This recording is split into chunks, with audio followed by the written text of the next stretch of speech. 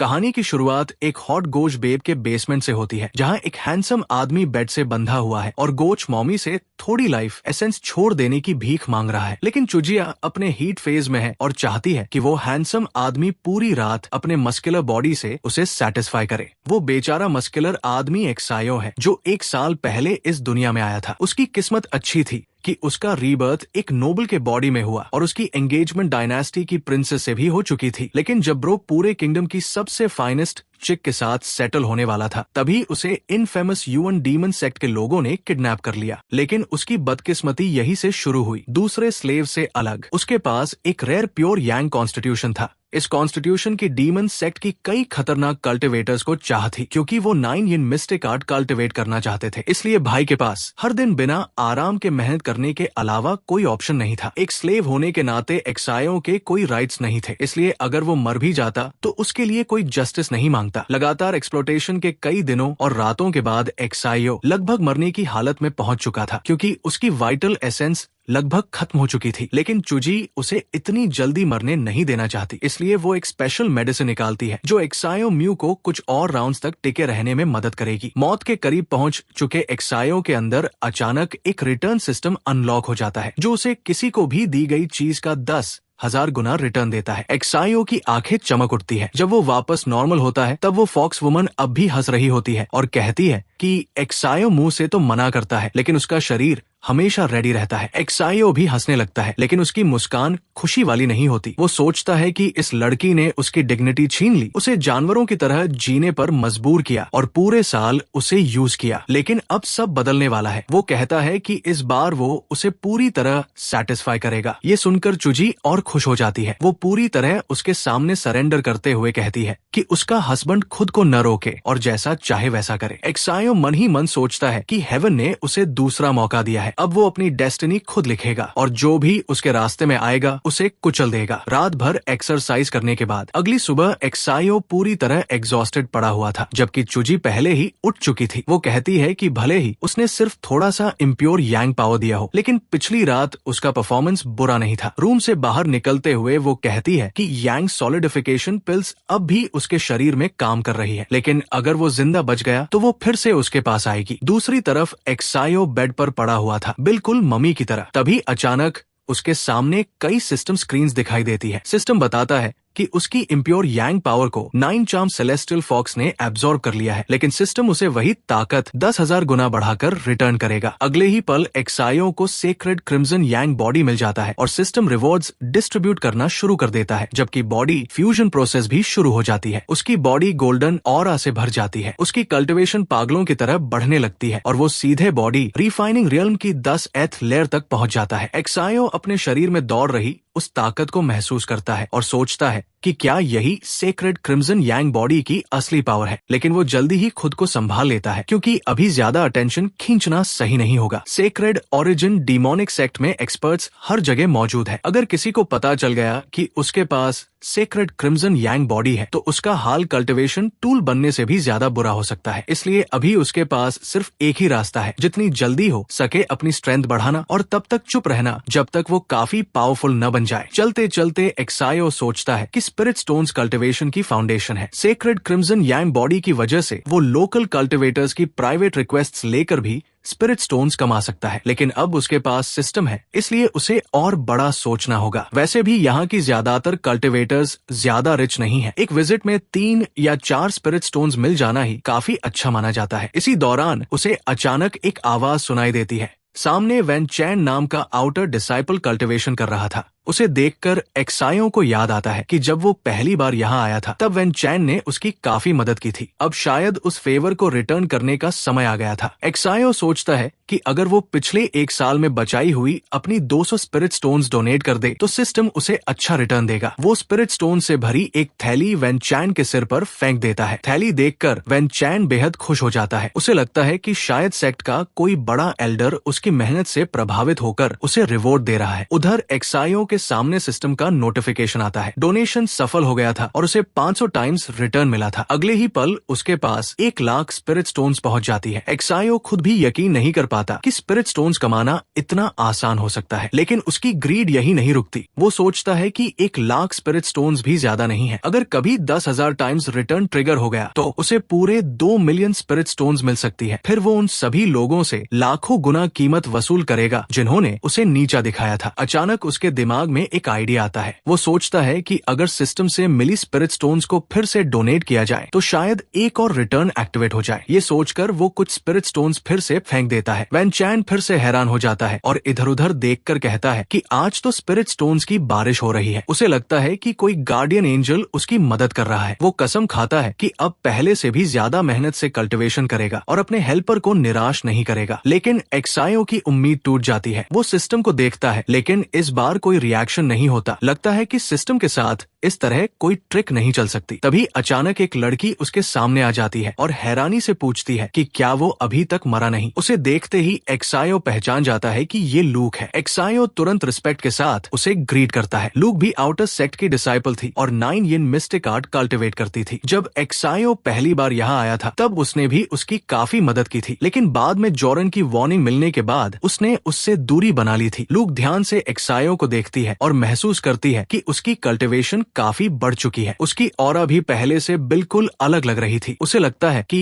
एक्सायो का प्योर यांग बॉडी उसकी उम्मीद से भी ज्यादा पावरफुल है। एक्सायो मुस्कुराकर कहता है कि ये सब सिर्फ लक की वजह से हुआ है। लूक उसका हाथ पकड़ लेती है और कहती है कि बातें करने का समय नहीं है। जोरन अगले कुछ दिनों में ब्रेक थ्रू की कोशिश के लिए सेक्लूजन में जाने वाला है, इसलिए जब तक वो बिजी है एक्सायो को उसकी कल्टिवेशन में मदद करनी होगी। इसके बाद वो अपनी स्वॉर्ड निकालती है और एक्सायो को उस पर चढ़ने के लिए कहती है। जैसे ही एक्सायो उसके पीछे बैठता है वो उसकी कमर पकड़ लेता है और कहता है कि थोड़ा धीरे उड़ना चाहिए। लूक हल्की मुस्कान के साथ माफी मांगती है और कहती है कि उसने कई महीनों से एक्सायो को नहीं देखा था। उसकी कल्टिवेशन और ऑरा दोनों पूरी तरह बदल चुके हैं। फिर वो पूछती है कि क्या उस फॉक्स वुमन से उसे कोई फायदा मिला। एक्सायो गहरी सांस लेकर कहता है कि वो चालाक औरत सिर्फ उसका फायदा उठाना जानती है, उससे उसे कोई बेनिफिट नहीं मिला। लूक सिर हिलाते हुए कहती है कि डीमन रेस कभी किसी पर दया नहीं करती। अगर एक्सायो उसके साथ ज्यादा समय रहा तो एक दिन वो उसका पूरा प्योर यांग एनर्जी खींच लेगी और उसकी मौत हो जाएगी। लेकिन जैसे ही लू कोर फॉर्मेशन रियल में पहुंच जाएगी वो जॉर को चैलेंज करेगी। अगर वो जीत गई तो उस दिन से एक्सायो उसके साथ रहेगा। ये सुनकर एक्सायो थोड़ा खुश हो जाता है और उसे और कसकर पकड़ लेता है। लू का चेहरा हल्का लाल हो जाता है और वो कहती है कि वो कुछ ज्यादा ही करीब आ गया है। हालांकि एक्सायो के मन में एक और बात चल रही थी। उसे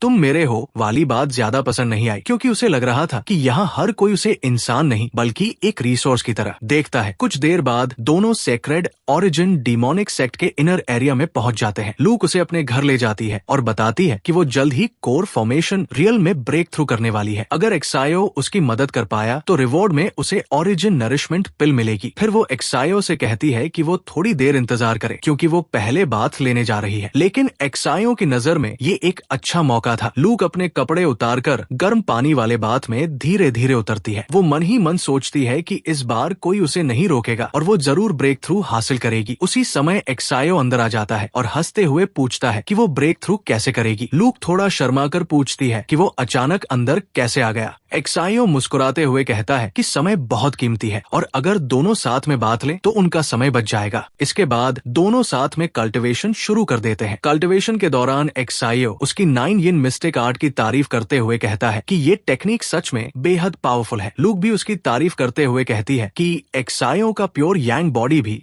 बेहद डोमिनेंट है और उसकी उम्मीद से कहीं ज्यादा पावरफुल साबित हो रहा है। कुछ समय बाद दोनों पूरी तरह थक चुके थे। एक्सायो हंसते हुए कहता है कि उसने कभी नहीं सोचा था कि 9 यिन मिस्टिक आर्ट कल्टिवेट करने वाली लूक अंदर से इतनी शर्मीली निकलेगी। लूक मुश्किल से सांस ले पा रही थी क्योंकि दोनों ने पूरी रात कल्टिवेशन में बिताई थी। बची हुई ताकत से वो कहती है कि ऐसी बातें उसे पता है, लेकिन एक्सायो को इतनी जोर से बोलने की जरूरत नहीं है। एक्सायो मुस्कुराकर कहता है कि इसमें शर्माने वाली कोई बात नहीं है। तभी लूक थोड़ा उदास होकर बताती है कि अगले महीने उसकी शादी होने वाली है। उसके होने वाले पति का नाम लॉन्ग योंगचंग है। ये नाम सुनते ही एक्सायो चौंक जाता है, क्योंकि लॉन्ग योंगचंग ने 30 साल की उम्र से पहले ही नेसेंट सोल रियल्म हासिल कर लिया था। सेक्रेड ओरिजिन डिमोनिक सेक्ट में उसे सुप्रीम जीनियस माना जाता था, और ऐसे लोग 1000 साल में एक बार पैदा होते हैं। सिर्फ इतना ही नहीं, उसने खुद अपनी मेहनत से स्वॉर्ड इंटेंट भी समझ ली थी, और प्राइड ऑफ हेवन लिस्ट के सबसे मशहूर एक्सपर्ट्स में से एक था। ये सुनकर एक्सायो थोड़ा परेशान हो जाता है और कहता है कि अगर इतना बड़ा जीनियस जान गया कि उसकी फियांसी किसी और के साथ समय बिता रही है, तो ये सीधे मौत को बुलाने जैसा होगा। लेकिन लूक उसे चिंता न करने के लिए कहती है। वो बताती है कि लॉन्ग योंगचंग जब एक एंशिएंट स्वॉर्ड मैनुअल कल्टिवेट कर रहा था, तब उसके मेरिडियंस डैमेज हो गए थे। उस हादसे के बाद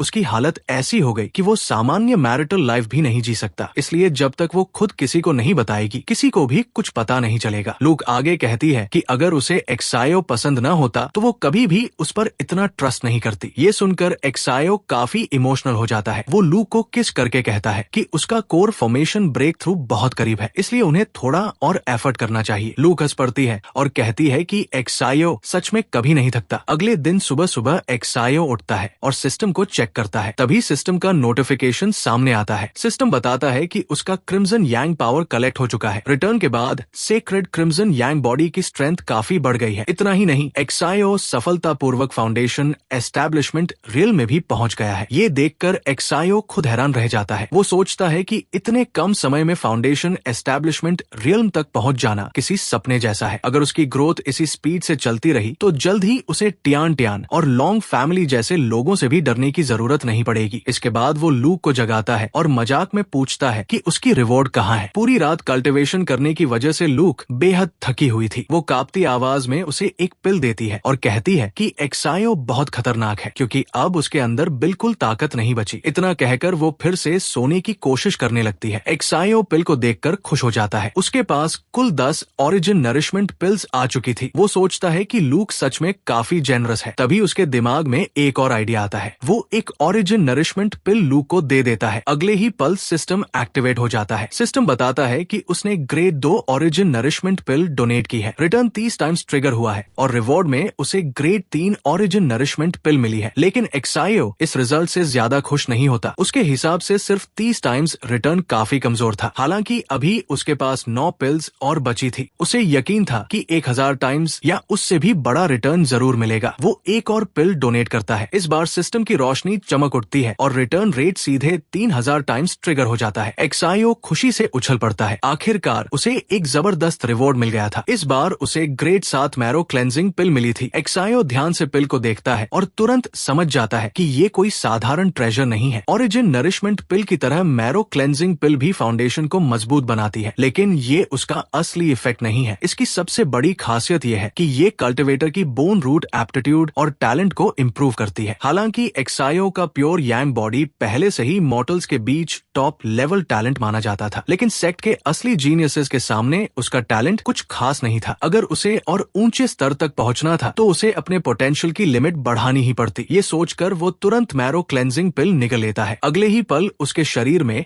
एक भयानक एनर्जी दौड़ने लगती है। एक्सायो तुरंत बैठकर उसे रिफाइन करना शुरू कर देता है। कुछ समय बाद वो खड़ा होता है। तभी लूक नाक सिकोड़ते हुए पूछती है कि उसके शरीर से इतनी अजीब स्मेल क्यों आ रही है। वो उसे तुरंत जाकर नहाने के लिए कहती है। एक्सायो बिना कुछ बोले बाथरूम की तरफ चला जाता है और खुद को साफ करने लगता है, लेकिन लूक को जल्दी ही कुछ अजीब महसूस होता है। वो उसके पास आकर पूछती है कि क्या वो फाउंडेशन एस्टैब्लिशमेंट रियल में ब्रेक थ्रू कर चुका है। वो हैरानी से उसके शरीर को देखती है और कहती है कि सिर्फ फाउंडेशन एस्टैब्लिशमेंट रियल्म तक पहुंचने से शरीर में इतनी बड़ी प्यूरिफिकेशन नहीं होती। फिर वो शक करते हुए पूछती है कि क्या उसने कोई दूसरी पिल भी खाई है। एक्सायो के मन में तुरंत ख्याल आता है कि मैरो क्लेंजिंग पिल की बात समझाना काफी मुश्किल होगा। अगर लूक को इसके बारे में पता चल गया तो नई परेशानियां खड़ी हो सकती है। इसलिए वो बात घुमाते हुए कहता है कि शायद ये सब उनके डुअल कल्टिवेशन का असर है। फिर वो लूक को याद दिलाता है कि उसका कोर फॉर्मेशन अभी भी पूरा नहीं हुआ है। शायद उसे ब्रेक थ्रू के लिए थोड़ा और एफर्ट करना चाहिए। लूक उसे घूरते हुए कहती है कि वो सच में एक मेनियक है। वो पहले से ही इतनी थक चुकी है कि ठीक से खड़ी भी नहीं हो पा रही। क्या एक्सायो दोनों को एग्जॉशन से मारना चाहता है? लेकिन एक्सायो हंसते हुए कहता है कि वो वो सिर्फ उसकी मदद करना चाहता है ताकि वो जल्दी ब्रेक थ्रू कर सके। कई घंटे बाद लूक की हालत ऐसी हो चुकी थी कि वो मुश्किल से सांस ले पा रही थी। दूसरी तरफ एक्सायो पूरी तरह फ्रेश दिखाई दे रहा था। वो लूक से विदा लेते हुए कहता है कि वो आराम से ब्रेक थ्रू पर ध्यान दे क्योंकि अब उसे भी कुछ जरूरी काम निपटाने हैं। जैसे ही वो वहां से निकलता है, सिस्टम फिर से एक्टिवेट हो जाता है। सिस्टम बताता है कि लूक ने उसके प्योर यांग पावर का इस्तेमाल किया है और रिटर्न के रूप में उसे 10 टाइम्स रिवॉर्ड मिला है। इससे उसके सेक्रेड क्रिम्सन यांग बॉडी की स्ट्रेंथ में एक और छोटा बूस्ट आ जाता है। उसका पूरा शरीर पहले से कहीं ज्यादा हल्का, तेज और पावरफुल महसूस हो रहा था। अब उसे सिर्फ एक फ्लाइंग स्वॉर्ड की जरूरत थी। एक बार फ्लाइंग स्वॉर्ड मिल जाए तो वो आसमान में उड़ते हुए पूरी दुनिया की यात्रा कर सकता था। उस रात आउटर सेक्ट मार्केट में एक्सायो एक खास फ्लाइंग स्वॉर्ड खरीदने पहुंचता है। इस स्वॉर्ड का नाम स्टार स्लेयर था। इसे आउटर स्पेस से आए मेटेओरिक आयरन से बनाया गया था और इसके ऊपर स्टार फॉर्मेशन भी एनग्रेव थी। ये स्वॉर्ड स्टार्स की पावर एब्जॉर्ब करके अपनी अटैक पावर बढ़ा सकती थी, लेकिन इसकी कीमत भी कम नहीं थी। सिर्फ इस एक फ्लाइंग स्वॉर्ड के लिए उसे पूरे 30,000 स्पिरिट स्टोन्स देने पड़े। स्वॉर्ड खरीदने के बाद एक्सायो के मन में एक सवाल आता है, अगर वो इसे सिस्टम को डोनेट कर दे तो आखिर उसे कितना मल्टीप्लायर रिटर्न मिलेगा। अचानक कोई उसके सामने आकर उसे स्टैलियन कहकर पुकारता है और कहता है कि आखिरकार वो उसे ढूंढ ही लिया। उसके सामने एक विशालकाय आदमी खड़ा था जिसके चेहरे पर साफ गुस्सा दिखाई दे रहा था। एक्सायो म्यू उसे पहचान लेता है। वो नीति था जो आउटर सेक्ट डिसाइपल और चुजिया के सबसे लॉयल एडमायरर्स में से एक था। पहले भी वो कई बार एक्सायो के लिए परेशानी खड़ी करने की कोशिश कर चुका था, लेकिन चुजिया हर बार बीच में आकर उसे रोक देती थी। इस समय नीति फाउंडेशन एस्टैब्लिशमेंट रियल्म का कल्टिवेटर था और उसके अंदर बुल डीमन ब्लड लाइन विरासत में मिली थी। उसकी ताकत उसी रियल्म के सामान्य ह्यूमन कल्टिवेटर से कहीं अधिक थी। इसलिए एक्सायो सोचता है कि ये उसके नए पावर लेवल को टेस्ट करने के लिए बिल्कुल सही अपोनेंट है। नीति गुस्से में एक्सायो की शर्ट पकड़ लेता है और चिल्लाते हुए पूछता है कि उसने सुना है वो फिर से चुजिया से मिला था, क्या ये सच है? एक्सायो उसका हाथ पकड़कर हटाता है और पूछता है कि अगर वे दोनों मिले भी हों तो उससे उसका क्या लेना देना है। ये सुनकर नीति और भी ज्यादा भड़क जाता है। वो अटैक करने की तैयारी करते हुए कहता है कि आज यही उसकी मौत तय है, लेकिन एक्सायो सिर्फ एक हाथ से उसका हमला रोक देता है और शांत स्वर में कहता है कि माफ करना, लेकिन वो अभी अपनी जान नहीं गंवाना चाहता क्योंकि उसे अभी चुजिया के साथ काफी मजे करने बाकी है। ये देखकर नीति को एहसास होता है कि एक्सायो भी फाउंडेशन एस्टैब्लिशमेंट रियल में पहुंच चुका है। वो तुरंत अपनी पूरी पावर रिलीज कर देता है और कहता है कि सिर्फ ब्रेक थ्रू कर लेने से दोनों एक लेवल के नहीं हो जाते। वो चिल्लाता है कि अब एक्सायो को लॉर्ड नीति की असली ताकत देखने को मिलेगी। एक्सायो मुस्कुराते हुए उसके सभी अटैक्स डॉज करता रहता है और कहता है कि उसकी ताकत तो वाकई प्रभावशाली है, लेकिन उसकी स्पीड बहुत कमजोर है। नीति लगातार हमले करता रहता है और कहता है कि एक्सायो उसे कभी नहीं हरा पाएगा। इस दौरान एक्सायो सोचता है कि क्रिम्सन यांग सेक्रेड बॉडी सचमुच अद्भुत है। उसने अभी अभी ब्रेक थ्रू किया है और फिर भी वो आउटर सेक्ट के टॉप 100 डिसाइपल्स में शामिल नीति को आसानी से हैंडल कर पा रहा है। अचानक एक्सायो एक मूव से नीति का बैलेंस बिगाड़ देता है और कहता है कि अब इस तमाशे को खत्म करने का समय आ गया है। इसके बाद वो सीधा एक पंच नीति के चेहरे पर मारता है जिससे वो तुरंत बेहोश होकर जमीन पर गिर जाता है। नीति के फॉलोअर्स भागकर उसके पास आते हैं और पूछते हैं कि क्या वो ठीक है। साथ ही वे हैरानी से पूछते हैं कि आखिर वो ब्रैट अचानक इतना शक्तिशाली कैसे बन गया। फिर वे एक्सायो को धमकाते हुए कहते हैं कि उसने बॉस नीति को घायल करने की हिम्मत कैसे की। लगता है वो सेक्ट में उनके फैमिली स्टेटस को भूल गया है। एक्सायो मुस्कुराकर कहता है कि उन्हें उसका ध्यान दिलाने के लिए धन्यवाद। वो अपनी फ्लाइंग स्वॉर्ड निकालता है और उसे आगे बढ़ने का आदेश देता है। स्वॉर्ड जाकर एक फॉलोअर के सिर के पास रखी लकड़ी में धंस जाती है। वो आदमी डर जाता है और पूछता है कि इसका क्या मतलब है। एक्सायो जवाब देता है कि ये फ्लाइंग स्वॉर्ड 30,000 स्पिरिट स्टोन्स की है और बेवकूफ नीति के मेडिकल एक्सपेंसेस के लिए काफी होनी चाहिए। उसी समय सिस्टम नोटिफिकेशन आता है, grade two flying sword donated, return multiplier 1000x। अगले ही पल एक्सायो को ग्रेड 5 फ्लाइंग स्वॉर्ड मिलती है जिसका नाम हेवनली स्टार टैलिस्मान है। उसे देखकर एक्सायो कहता है कि ग्रेड 5 ज्यादा खास नहीं है, लेकिन अभी के लिए काम चल जाएगा। इसी बीच नीति के 2 सबऑर्डिनेट्स देखते हैं कि एक्सायो की पीठ उनकी तरफ है। वो सोचते हैं कि यही मौका है और चुपके से उस पर अटैक करने निकल पड़ते हैं, लेकिन एक्सायो तुरंत मुड़कर कहता है कि वो बेवकूफ है और अगर उसने सेल्फ डिफेंस में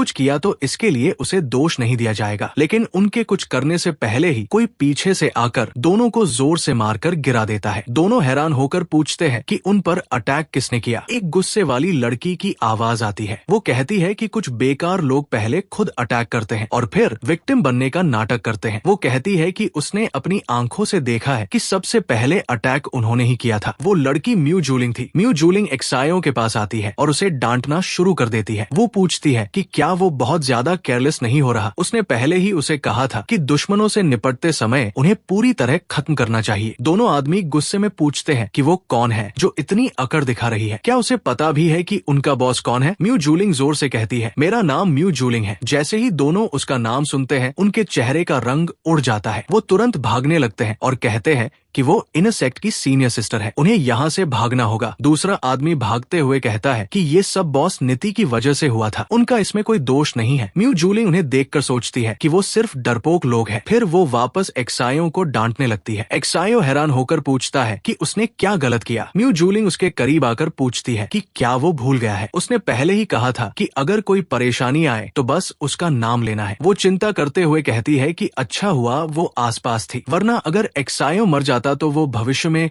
किससे शादी करती। एक्सायो मन में सोचता है कि जिस दिन से वो सेक्ट में आया है उसी दिन से इस लड़की की नजर उस पर है और इस बार वजह उसका प्योर यांग कॉन्स्टिट्यूटी और नहीं बल्कि उसकी अच्छी लुक्स है। सेक्रेड ओरिजिन डिमोनिक सेक्ट में म्यू जूलिंग को एक बहुत खतरनाक और निर्दयी लड़की माना जाता है, लेकिन शायद किसी ने नहीं सोचा था कि उसके अंदर इतना प्यारा और नरम साइड भी है। एक्सायो उससे कहता है कि वो शांत हो जाए क्योंकि उसे मारना इतना आसान नहीं है, लेकिन म्यू जूलिंग कहती है कि उसका फ्यूचर हस्बैंड कोई भी रिस्क नहीं ले सकता, इसलिए उसे उसके साथ चलना होगा। इसके बाद दोनों हवा में उड़ने लगते हैं। एक्सायो हैरान हो जाता है क्योंकि इतनी ऊंचाई पर बिना फ्लाइंग स्वॉर्ड के उड़ना ऐसी टेक्निक थी जिसे सिर्फ कोर फॉर्मेशन रियल्म के कल्टिवेटर्स ही कर सकते थे। अब एक्सायो के मन में सिर्फ एक सवाल था, आखिर म्यू जूलिंग की असली कल्टिवेशन लेवल क्या है। कुछ समय बाद दोनों एक नई जगह पहुंचते हैं और म्यू जूलिंग धीरे धीरे नीचे उतरकर जमीन पर आ जाती है। जैसे ही दोनों वहां पहुंचते हैं एक्सायो वहां मौजूद स्पिरिचुअल एनर्जी की क्वांटिटी देखकर हैरान रह जाता है। उसे लगता है कि शायद यही सेक्रेड ओरिजिन डिमोनिक सेक्ट का सबसे बड़ा सैंक्चुरी है। जूलिंग उसे अंदर आने के लिए कहती है और बताती है कि ये उसका घर है। एक्सायो हैरान हो जाता है और सोचता है कि शायद वो किसी बड़े मास्टर की पर्सनल डिसाइपल होगी। अंदर जाते ही एक्सायो चारों तरफ देखता है और पूछता है कि क्या वो सच में यहाँ रहती है। जूलिंग बताती है कि जब उसे सच में आराम करना होता है तब वो यहाँ आती है, कुछ बुक्स पढ़ती है और आराम से सोती है, इसलिए वो यहाँ ज्यादा समय नहीं बिताती। वो सीधे बेड पर लेट जाती है और एक्सायो से पूछती है कि वो वहाँ खड़ा क्या कर रहा है, जल्दी से अंदर आए। एक्सायो उसे कहता है कि वो कोई ट्रिक्स ना करे क्योंकि उसका सेल्फ कंट्रोल बहुत कम है। ये सुनकर जूलिंग शर्म से लाल हो जाती है और कहती है कि वो कितना शेमलेस वुमेनाइजर है। वो पूछती है कि उसके दिमाग में कैसी बेकार बातें चल रही है। फिर वो कुछ बुक्स उठाकर एक्सायो की तरफ फेंक देती है। जैसे ही एक्सायो उनके टाइटल्स देखता है उसे पता चलता है कि एक book true chapter of sword control है और दूसरी one mistake heart sword art है। वो हैरान होकर पूछता है कि उसे कैसे पता चला कि वो स्वॉर्ड कंट्रोल कल्टिवेट करना चाहता था। जूलिंग कहती है कि उसने अभी अभी फाउंडेशन एस्टैब्लिशमेंट रियल में ब्रेक थ्रू किया है और सीधा मार्केट जाकर फ्लाइंग स्वॉर्ड खरीद ली, इसलिए ये समझना मुश्किल नहीं था कि वो स्वॉर्ड कंट्रोल सीखना चाहता है। इसके बाद वो एक्सायो को एक स्वॉर्ड देती है और कहती है कि ये भी उसके लिए एक गिफ्ट है। ये एक ग्रेड 4 फ्लाइंग स्वॉर्ड थी जिसका आइस एट्रीब्यूट था और इसका नाम फ्रॉस्ट ब्लेड था। जूलिंग गहरी सांस लेते हुए कहती है कि उसे महसूस हो रहा है कि एक्सायो का अंदर का प्योर यांग हाल ही में काफी रेस्टलेस हो गया है, इसलिए ये स्वॉर्ड उसके अंदर की इविल फायर को दबाने के लिए परफेक्ट है ताकि वो पूरे दिन उन चीजों के बारे में ना सोचता रहे। एक्सायो उसे धन्यवाद देता है और कहता है कि वो उसकी बहुत केयर करती है। जूलिंग उससे कहती है कि अगले कुछ दिन वो यही रहे और स्वॉर्ड कंट्रोल पर ध्यान दे, बाकी सारी चीजों का वो खुद ध्यान रखेगी। अब जब एक्सायो फाउंडेशन एस्टैब्लिशमेंट एलएम में पहुंच चुका है तो उसे सर्वेंट डिसाइपल बनने की जरूरत नहीं है। बाद में वो किसी से उसकी जेड टैबलेट अपडेट करवा देगी और उसे आउटर सेक्ट रैंकिंग में डाल दिया जाएगा। एक्सायो ये देखकर हैरान होता है कि वो कितनी सारी चीजें कर सकती है और पूछता है कि आखिर वो है कौन। जूलिंग सिर्फ मुस्कुराती है और कहती है कि वो वही इंसान है जिससे एक्सायो भविष्य में शादी करेगा। जैसे ही वो दरवाजा बंद करके जाती है एक्सायो मुस्कुराता है और सोचता है कि ये लड़की सच में आदमी को फ्लर्ट करना अच्छी तरह जानती है, लेकिन अब इन सब बातों को भूलने का समय था क्योंकि इस वक्त उसके लिए स्वॉर्ड कंट्रोल की कल्टिवेशन सबसे ज्यादा जरूरी जरूरी थी। एक्सायो ध्यान लगाकर कल्टिवेशन शुरू करता है, लेकिन थोड़ी देर में ही थक जाता है। वो सोचता है कि उसने मैरो क्लेंजिंग पिल लेकर अपनी टैलेंट बढ़ा ली थी, फिर भी स्वॉर्ड कंट्रोल सीखना इतना मुश्किल क्यों है। तब उसे एहसास होता है कि शायद मैरो क्लेंजिंग पिल ने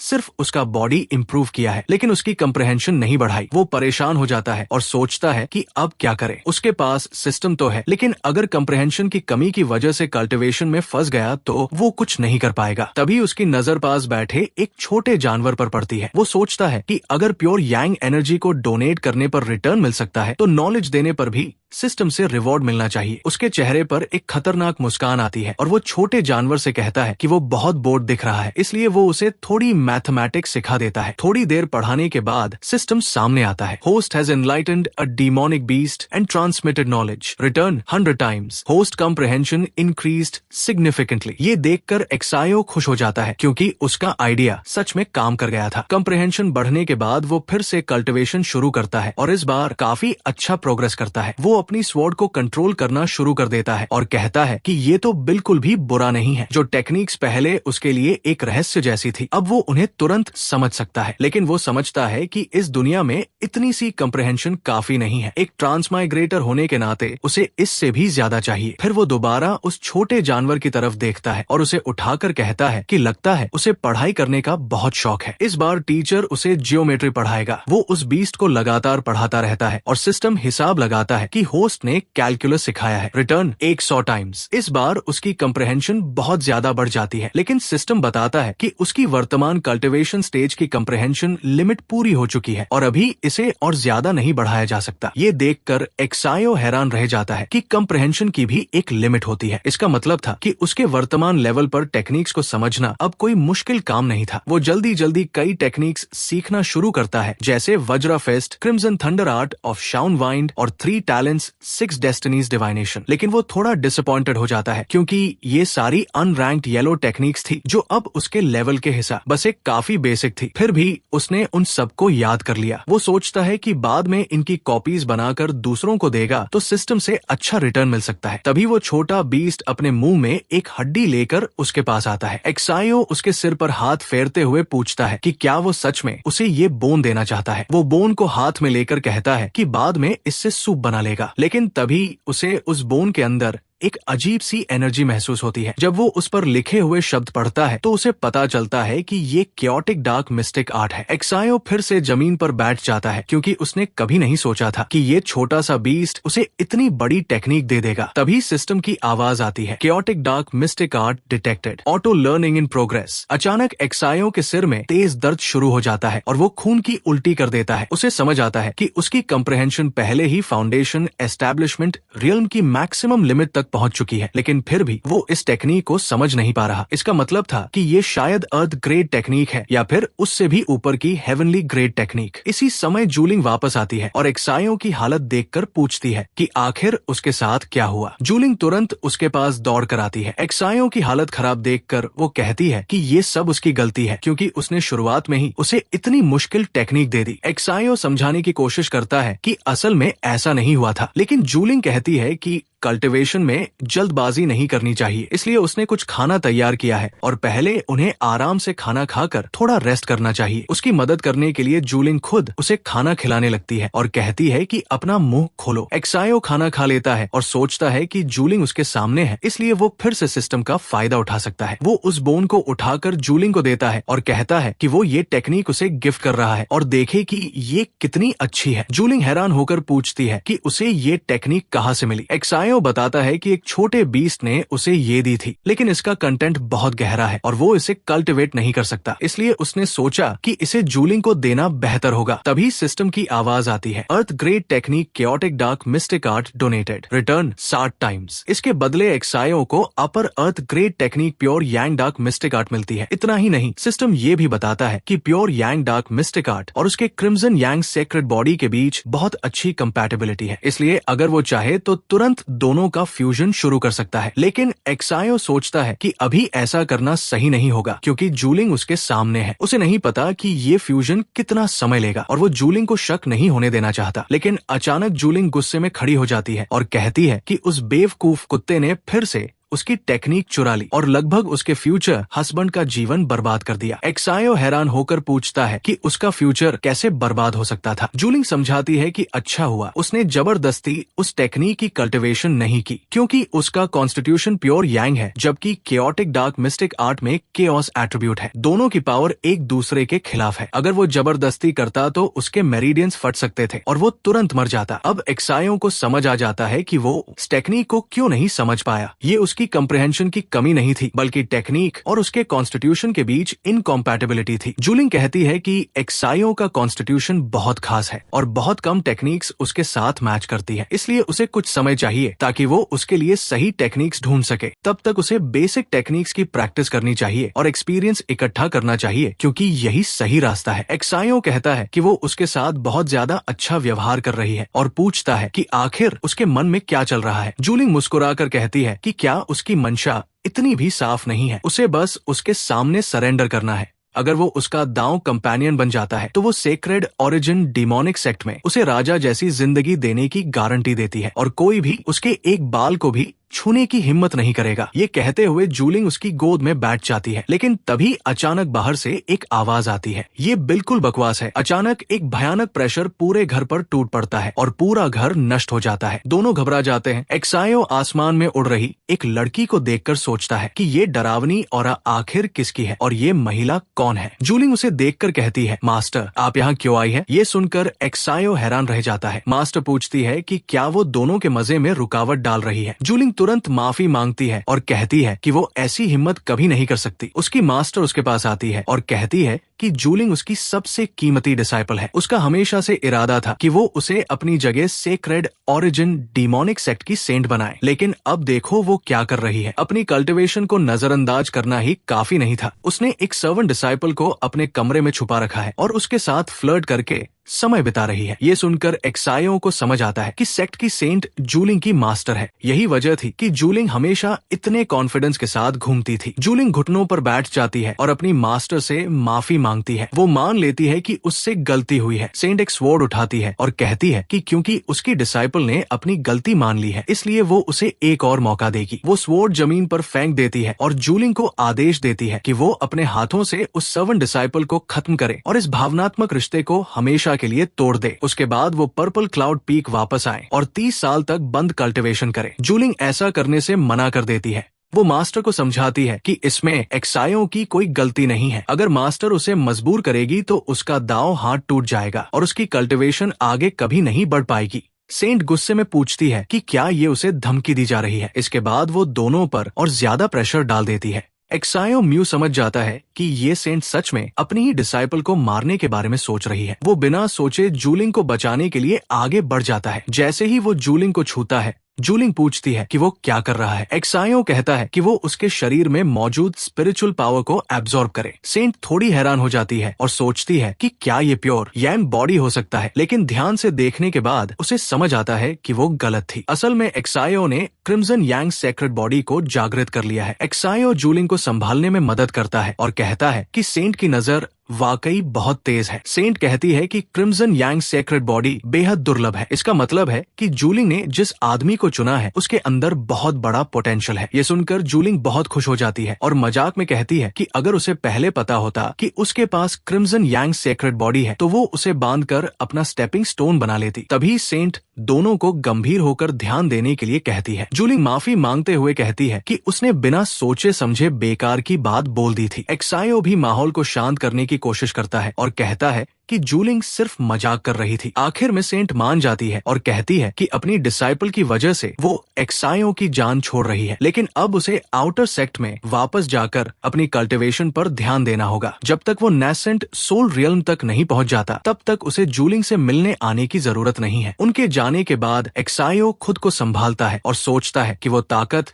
सच में बहुत डरावनी थी। अगर सेंट उसे खत्म करना चाहती तो बस एक ख्याल से ही उसकी मौत हो जाती। अब एक्सायो को समझ आ जाता है कि उसे अपनी अभी की ताकत से कई गुना ज्यादा मजबूत बनना होगा। कुछ समय बाद सर्वेंट कोर्टयार्ड में एक्सायो अपने कमरे में आता है और कहता है कि ये सफर काफी खतरनाक था, लेकिन कम से कम उसे अपर अर्थ ग्रेड टेक्निक और ग्रेड 4 फ्लाइंग स्वॉर्ड मिल गई। वो सिस्टम को फ्यूजन शुरू करने का आदेश देता है और ध्यान लगाता है। जैसे ही एनर्जी उसके शरीर में बहने लगती है, एक्सायो सोचता है कि उसकी कल्टिवेशन स्पीड बहुत ज्यादा है। शायद pure yang dark mystic art और क्रिम्सन यांग सेक्रेट बॉडी का मिला जुला असर ये सब कर रहा है। तभी सिस्टम एक वार्निंग देता है कि आसपास की स्पिरिचुअल एनर्जी काफी नहीं है। इसलिए सिस्टम पूछता है कि क्या वो कल्टिवेशन के लिए अपने स्पिरिट स्टोन्स को ऑटोमेटिकली एब्जॉर्ब करना चाहता है। एक्सायो के पास कोई और रास्ता नहीं था, इसलिए वो हाँ कर देता है। आखिर उसने इतने सारे स्पिरिट स्टोन्स आसानी से कमाए थे। सिस्टम फिर से कल्टिवेशन शुरू करता है और एक्सायो खुद को तैयार करता है, क्योंकि उसके शरीर के अंदर स्पिरिचुअल एनर्जी तेजी से भरने लगती है। कुछ समय बाद एक्सायो देखता है कि सिर्फ एक रात में उसके 70,000 स्पिरिट स्टोन्स खर्च हो चुके हैं, लेकिन उसी एक रात में वो फाउंडेशन एस्टेब्लिशमेंट के 3rd स्टेज तक पहुंच चुका था। एक्सायो कहता है कि ये कोई बुरा सौदा नहीं है, लेकिन अब उसका अगला काम दोबारा पैसे कमाने का तरीका ढूंढना है। उसके कुछ करने से पहले ही 3 लोग उसके दरवाजे पर आ जाते हैं। उन तीनों का लीडर हु चियांग था, जो क्यूआई रिफाइनमेंट के 8th स्टेज का सर्वेंट डिसाइपल था। वो एक्सायो का मजाक उड़ाते हुए कहता है कि उसने सुना है चुजिया ने उसे काफी फायदे दिए हैं। वो अपनी ऑरा छोड़ते हुए पूछता है कि क्या एक्सायो उन्हें थोड़ा सम्मान नहीं दिखाएगा। एक्सायो को याद आता है कि हु चियांग अपनी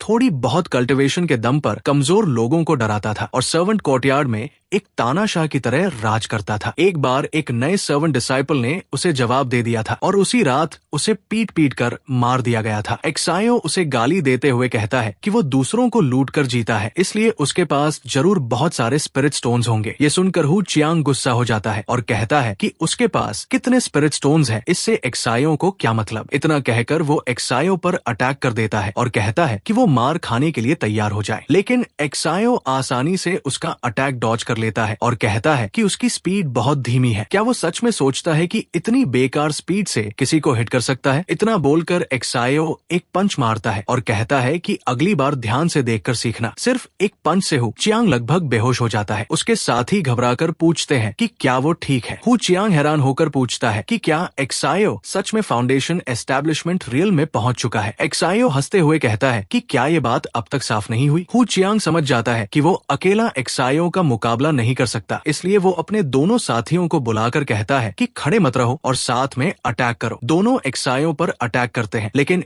एक्सायो फिर से आसानी से उनके सारे अटैक्स डॉज कर देता है। आसपास मौजूद लोग हैरान हो जाते हैं, क्योंकि उन्होंने नहीं सोचा था कि एक्सायो इतनी जल्दी फाउंडेशन एस्टेब्लिशमेंट रियल्म तक पहुंच जाएगा। लेकिन एक लड़की कहती है कि फिर भी एक्सायो ने अभी अभी ब्रेक थ्रू किया है। इतने सारे क्यूआई रिफाइनमेंट कल्टिवेटर्स का सामना करना उसके लिए आसान नहीं होगा। वोंग चैन अपने दोस्त की चिंता करते हुए उसे सावधान रहने के लिए कहता है, लेकिन एक्सायो सिर्फ एक मूव में दोनों लोगों को दूर फेंक देता है और कहता है कि उसकी नजरों से दूर हो जा। तभी हु चियांग अपना ट्रांसफॉर्मेशन करके पीछे से स्नीक अटैक करने की कोशिश करता है, लेकिन एक्सायो मुड़कर हंसता है और एक पंच में उसे हवा में उड़ा देता है। हु चियांग फिर भी कुछ बोलने की कोशिश करता है, लेकिन एक्सायो उसके पास जाकर कहता है कि अपना मुंह बंद रख। इसके बाद वो उसे जमीन में दबा देता है। इस वजह से कोर्टयार्ड के सभी लोग एक्सायो को एक राजा की तरह देखने लगते हैं, क्योंकि उसने उन्हें उस निर्दयी तानाशाह से बचा लिया था। एक्सायो हु चियांग के स्पिरिट स्टोन्स उठा लेता है और सबको बुलाकर कहता है कि इस कचरे ने जो स्पिरिट स्टोन्स लोगों से छीने थे, आज वो अपने असली मालिकों के पास वापस जाएंगे। वो सारे स्पिरिट स्टोन्स भीड़ में फेंक देता है और लोग जितना हो सके उतने स्पिरिट स्टोन्स लेने लगते हैं। सभी एक्सायो को लंबी उम्र और अच्छी किस्मत की दुआ देने लगते हैं। तभी सिस्टम बताता है कि एक्सायो ने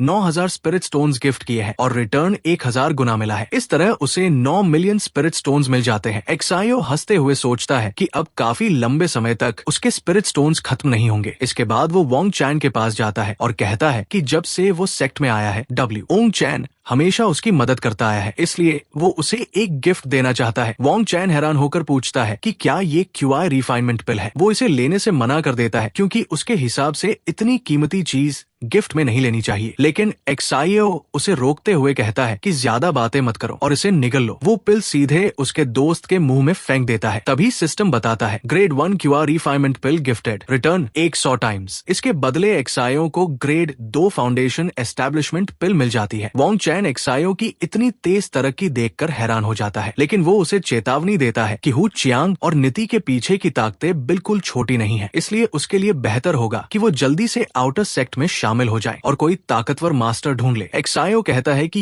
यही उसका प्लान है। कुछ समय बाद आउटर सेक्ट मैनेजमेंट हॉल के अंदर आउटर सेक्ट मैनेजर जैंग डिंगकुन एक बड़े कॉल्ड्रन में कुछ तैयार कर रहा था। एक्सायो हॉल में जाता है और मैनेजर को नमस्ते करता है, लेकिन एक्सायो की मौजूदगी से डिंगकुन का ध्यान भटक जाता है और वो फायर की मात्रा गलत कर देता है, जिससे एक एक्सप्लोजन हो जाता है। डिंगकुन गुस्से में कहता है कि ये सब एक्सायो की गलती है, क्योंकि उसने उसकी स्पिरिचुअल स्टेट को डिस्टर्ब कर दिया। अब उसकी पूरी एक फर्नेस वायलेट क्यूआई पिल्स बर्बाद हो गई है और वो एक्सायो को तुरंत वहां से चले जाने का आदेश देता है। लेकिन एक्सायो मन ही मन सोचता है कि मैनेजर ने जानबूझ कर पिल्स खराब की है। हीट को देखकर वो समझ जाता है कि वो असली कीमती वायलेट क्यूआई पिल्स बना ही नहीं रहा था, तो फिर वो बिना वजह उसके लिए परेशानी क्यों पैदा कर रहा है। इसका मतलब साफ था कि पीछे कोई और खेल खेल रहा है। डिंगकुन फिर से घमंड से पूछता है कि वो अभी तक वहाँ खड़ा क्यों है। उसने कहा था कि वो उसका चेहरा नहीं देखना चाहता। एक्सायो कहता है कि मैनेजर को इतनी जल्दी फैसला नहीं लेना चाहिए। वो अपनी गलती की भरपाई के लिए 50,000 स्पिरिट स्टोन्स देने की बात करता है। जैसे ही डिंगकुन स्पिरिट स्टोन्स की बात सुनता है, उसका पूरा रवैया बदल जाता है। वो एक्सायो को लिटिल ब्रदर कहकर बुलाता है और पूछता है कि क्या वो आउटर सेक्ट डिसाइपल की जेड टैबलेट लेने आया है। वो कहता है कि वो अभी सब काम कर देगा। एक्सायो उसके तेज काम के लिए धन्यवाद देता है, लेकिन उसके मन में एक सवाल था। वो पूछता है कि आखिर कौन है जो उसे आउटर सेक्ट डिसाइपल बनने से रोक रहा है। डिंगकुन कहता है कि वो सिर्फ पैसे लेकर समस्याएं हल करता है, किसी का राज खोलने की हिम्मत नहीं करेगा। एक्सायो समझ जाता है कि वो सीधा जवाब नहीं देगा, इसलिए वो पूछता है कि अगर गलती से कुछ और स्पिरिट स्टोन्स उसके पास आ जाए तो क्या होगा। डिंगकुन उसे पास बुलाता है और जमीन पर एक फॉक्स बनाता है। इसे देखते ही एक्सायो गुस्सा हो जाता है, क्योंकि उसे समझ आ जाता है कि ये बेवकूफ चुजिया है जो उसकी राह में रुकावट डाल रही है। आउटर सेक्ट में चुजिया का स्टेटस बहुत ऊंचा है। उसके जासूस हर जगह मौजूद है और अगर एक्सायो लापरवाही से घूमता रहा तो देरसवेर वो फिर से चुजिया के हाथ लग जाएगा। एक्सायो उसे वार्निंग के लिए धन्यवाद देता है, लेकिन डिंगकुन कहता है कि उसने कुछ भी नहीं बताया। सारा काम खत्म होने के बाद एक्सायो अपनी स्वॉर्ड उठाता है और सोचता है कि उसे लुची के पास जाना चाहिए। शायद वो कुछ समय के लिए उसके घर में छिप सकता है, लेकिन जैसे ही वो उसके घर के पास पहुंचता है, वो दो आदमियों को बाहर निकलते हुए देखता है। उनमें से एक था long टियानशंग, sacred origin demonic sect के प्राइड ऑफ हेवन लिस्ट का 5वें स्थान वाला जीनियस और लुची का होने वाला पति। उसके साथ सेक्रेड ओरिजिन डीमोनिक सेक्ट का 12th एल्डर लू हैकोंग भी मौजूद था। एल्डर हंसते हुए कहता है कि अब जब लुची आखिरकार कोर फॉर्मेशन स्टेज तक पहुंच गई है, तो शायद अब दोनों की शादी के बारे में बात करने का समय आ गया है। लॉन्ग टियानशंग खुश होकर कहता है कि इस साल की ग्रेट हंटिंग कंपटीशन में पहला स्थान जीतने के बाद वो लुची से शादी करेगा और उस दिन का बेसब्री से इंतजार करेगा। ये सब छुपकर देख रहा एक्सायो चिढ़ जाता है और सोचता है कि ये सिर्फ वो बेकार लॉन्ग टियानशंग ही है। उनके जाने के बाद एक्सायो दरवाजे पर जाकर पूछता है कि क्या लुची अंदर है। लुची एक्सायो को देखकर खुश हो जाती है और उसे अंदर बुला लेती है। एक्सायो पूछता है कि क्या लॉन्ग टियानशंग फिर से शादी की बात करने आया था। ये सुनकर लुची परेशान हो जाती है और एक्सायो से कहती है कि उसके सामने उस आदमी का नाम मत लिया करो, क्योंकि वो उसका नाम तक सुनना नहीं चाहती। वो एक्सायो को गले लगाकर बात बदल देती है और पूछती है कि वो अचानक यहाँ क्यों आया है। एक्सायो कहता है कि ये सब उस घटिया फॉक्स चुजिया की वजह से हुआ है, क्योंकि वो आउटर सेक्ट में उसके लिए मुश्किलें पैदा कर रही है। लुची कहती है कि वो आखिरकार कोर फॉर्मेशन स्टेज तक पहुंच चुकी है और जैसे ही कुछ दिनों में उसकी कल्टीवेशन पूरी तरह स्टेबल हो जाएगी, वो चुजिया को चैलेंज करेगी। वो एक्सायो का धन्यवाद करती है, क्योंकि उसकी मदद के बिना वो इतनी जल्दी कोर फॉर्मेशन स्टेज तक नहीं पहुंच सकती थी। इसके बाद वो एक्सायो के ऊपर झुक जाती है। एक्सायो कहता है कि अगर वो ऐसे ही करती रही तो वो अपनी ब्लेजिंग यांग एनर्जी को रोक नहीं पाएगा। लुची मुस्कुराकर पूछती है कि किसने कहा कि उसे खुद को रोकना चाहिए। वो अपने कपड़े फाड़ देती है और कहती है कि वो चाहती है कि एक्सायो अभी उसकी कल्टीवेशन में मदद करे। दोनों कल्टीवेशन शुरू करते हैं और अगले दिन लुची फिर से पूरी तरह थक जाती है। सिस्टम बताता है कि एक्सायो की ब्लेजिंग यांग एनर्जी इस्तेमाल की गई है, इसलिए 50 टाइम्स रिटर्न एक्टिवेट हुआ है और उसकी ब्लेजिंग यांग एनर्जी थोड़ी बढ़ गई है। एक्सायो हैरान होकर पूछता है कि रिटर्न इतना कम क्यों मिला। सिस्टम समझाता है कि लुची कई बार उससे एनर्जी ले चुकी है, इसलिए रिटर्न मल्टीप्लायर धीरे धीरे कम होता जा रहा है। एक्सायो समझ जाता है कि अगर वो बार बार एक ही इंसान में अपना समय लगाएगा तो मल्टीप्लायर और कम होता जाएगा। इसलिए शायद उसे और कल्टिवेटर्स के साथ कल्टिवेशन करनी होगी ताकि सिस्टम का रिवॉर्ड रेट बढ़ सके। इसका मतलब था कि वो सही रास्ते पर है, लेकिन अभी इन सब बातों को सोचने का समय नहीं था, क्योंकि उसे जल्दी से जल्दी मजबूत बनना था। वो फिर से कल्टिवेशन शुरू करता है और जल्दी ही फाउंडेशन एस्टैब्लिशमेंट के 4th स्टेज तक पहुंच जाता है। लेकिन उसके स्पिरिट स्टोन्स बहुत तेजी से खत्म होने लगते हैं और वो मुश्किल से 5th स्टेज तक पहुंच पाता है। उसे समझ आता है कि उसका सेक्रेड बॉडी